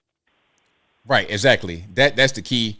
But, people, again, they want to use anything they could, throw the whole kitchen sink at him. He's racist. He's this, he's that. But people who really were following Trump and we know what he did, we're not going to turn our back on them because people get on TV and tell us to. Yeah. And all the news agencies, they'll always say the same thing. Like they're all like controlled by the same group of, it's like some syndicate of some kind. But see, on here on YouTube, we could just talk freely about what we want to talk about. And the other people are just part of the machine. Absolutely, 100%. All right. And that's all I have to say for this call. Shout out to you in chat. Thank you for the happy birthday. No problem, man. Thank you for the call. Definitely appreciate you. Okay, bye. All right. Shout out Alien Spaceship for the call. Great call. And shout out to all you guys for the calls. You guys are fantastic. Let's go to 859 on the line. Am I speaking to? All right. It's a combination of Hami Lane and Anton LaFay. How's it going, Anthony? I was watching your show. Why is Gavin Newsom correlating to dyslexia to black people? I don't get it. Well, he's just trying to be relatable, but he doesn't understand how that could be seen a different way because he's not a very smart person. Obviously he's not, because I'm dyslexic as well, and dyslexia doesn't determine your intelligence. It's just you mix words up, and while you're reading, you get jumbled up too easily. So I don't know where the heck he's coming from, but God, he needs an advisor to tell him stuff instead of just talking out of his ass. And then I agree with you on the whole Mark Rubio. He's better spoken compared to J.D. Vance. J.D. Vance reminds me of Ricky Bobby. Well, think about JD. He's just young. If he can get some more experience and learn how to speak better and be in politics longer, he would not sound like that. But right now, he's just a little bit too young. Yeah, and hey, I'm Mark Rubio, D.D. Vance. I prefer them over whatever who's on the Epstein list. But it is what it is. And you may disagree with this, but I'm gonna be honest with you. I think he's still alive, and the reason why I say that because Minecraft. Hold on. Also, slow down. So, who are you speaking about? Epstein's still alive. Okay, go ahead. I still think he's alive because why is it Minecraft and why is it all these servers are saying his account's up and he's playing around? He's been playing around for 3 years and all of a sudden they start noticing all of a sudden his account's down all of a sudden.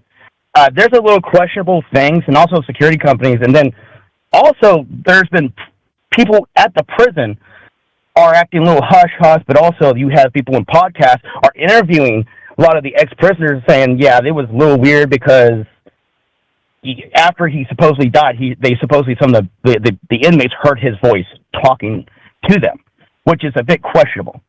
Like, I'm not exactly saying it's a cover-up, but this guy is like the jigsaw of pedos.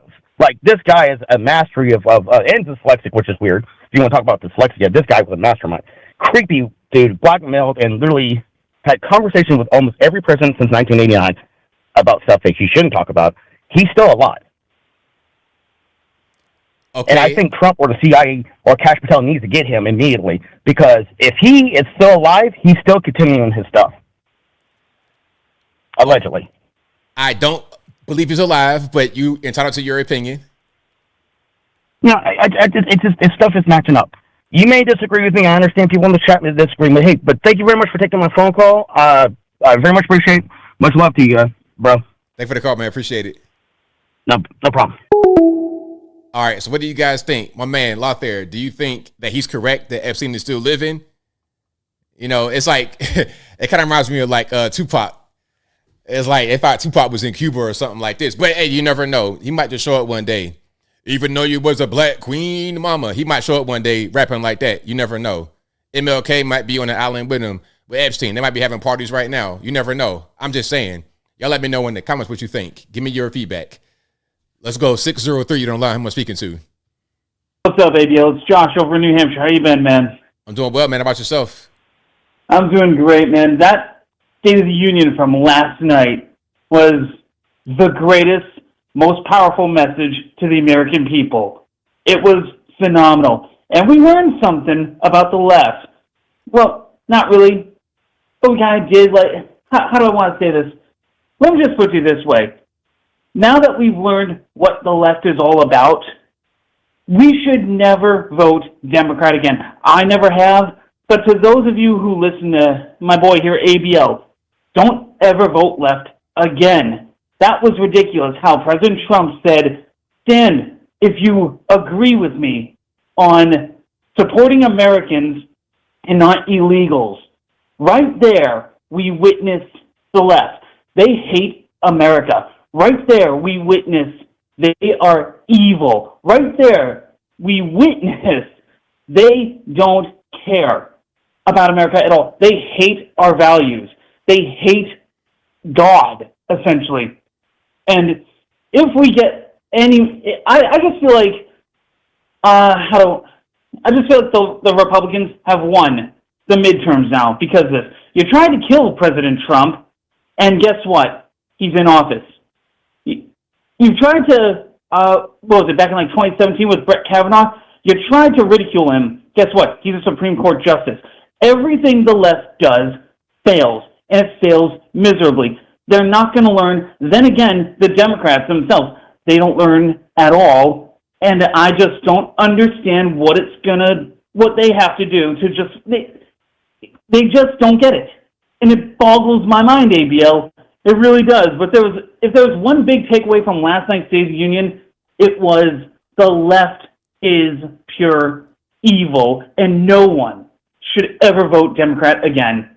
That's it. The Democrats just sent themselves to their grave, and Donald Trump just buried them. But if there's one thing from the State of the Union, ABL, that you saw, because I know you did the stream about it, what is one thing you wish Trump had mentioned that he did not? What is one thing you wish he said? I don't remember anything that I wish he would have said. I think he pretty much covered everything. That's a good question, but as of right now, I'm not really sure. Right. And to those of you who want to reference our ABL, I didn't get the notification that you were live. I didn't know you did a live stream. I was watching it on somewhere else. But for those of you who did not see ABL's live stream, cut to the 1 hour, 20 minute, and 40-second mark. That is where President Trump buries the left and humiliates the left. And it was fucking awesome. It was the greatest. Oh, just cut to that part. And so I watched your live stream, though, too, a little bit. You didn't have much reaction. You just let us watch it. That was great. I was watching Louder with Crowder, where he wouldn't shut the hell up, and I missed a lot, actually, because that dude doesn't shut up. I should have watched your stream, though. I kind of regret it. But the left is done now. It's all over. We have the midterms in the bag. If we don't, ABL, I don't know what will happen. I don't know what else it's going to take for the left to just die off. And that's another thing, though, too. The left, vote for us or die. The right, vote for us so we can convert you from the left and show you their ways. So it's either die if you don't want to vote for the left, or vote on the right and, hey, let's show you why the left is just killing itself off. That's just how it's been for the past, 10 years now? I have to say, maybe more. So, but that's my 2 cents about State of the Union, though, ABL. That was a powerful, powerful message by Trump, and I freaking loved every minute of it, man. All right, man. Thank you for your call, man. Definitely appreciate you. Thank you. Great call. Shout out to the caller, and shout out to you guys for watching. If you like what you have heard tonight, please give the video a thumbs up, like the video, share the video, do all that good stuff. That'll help me out tremendously. Let's go to 828. You're on line. Who am I speaking to? Hey, this is Lindsay from Candler, North Carolina. How you doing, ABL? I'm doing well. About yourself?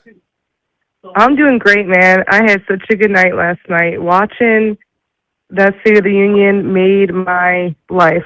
I had made a comment earlier this evening on your live stream here, and I said in so many words, I was like, my favorite part was when the vice president, I think Trump made it known that JD would be in charge of the investigating all the fraud.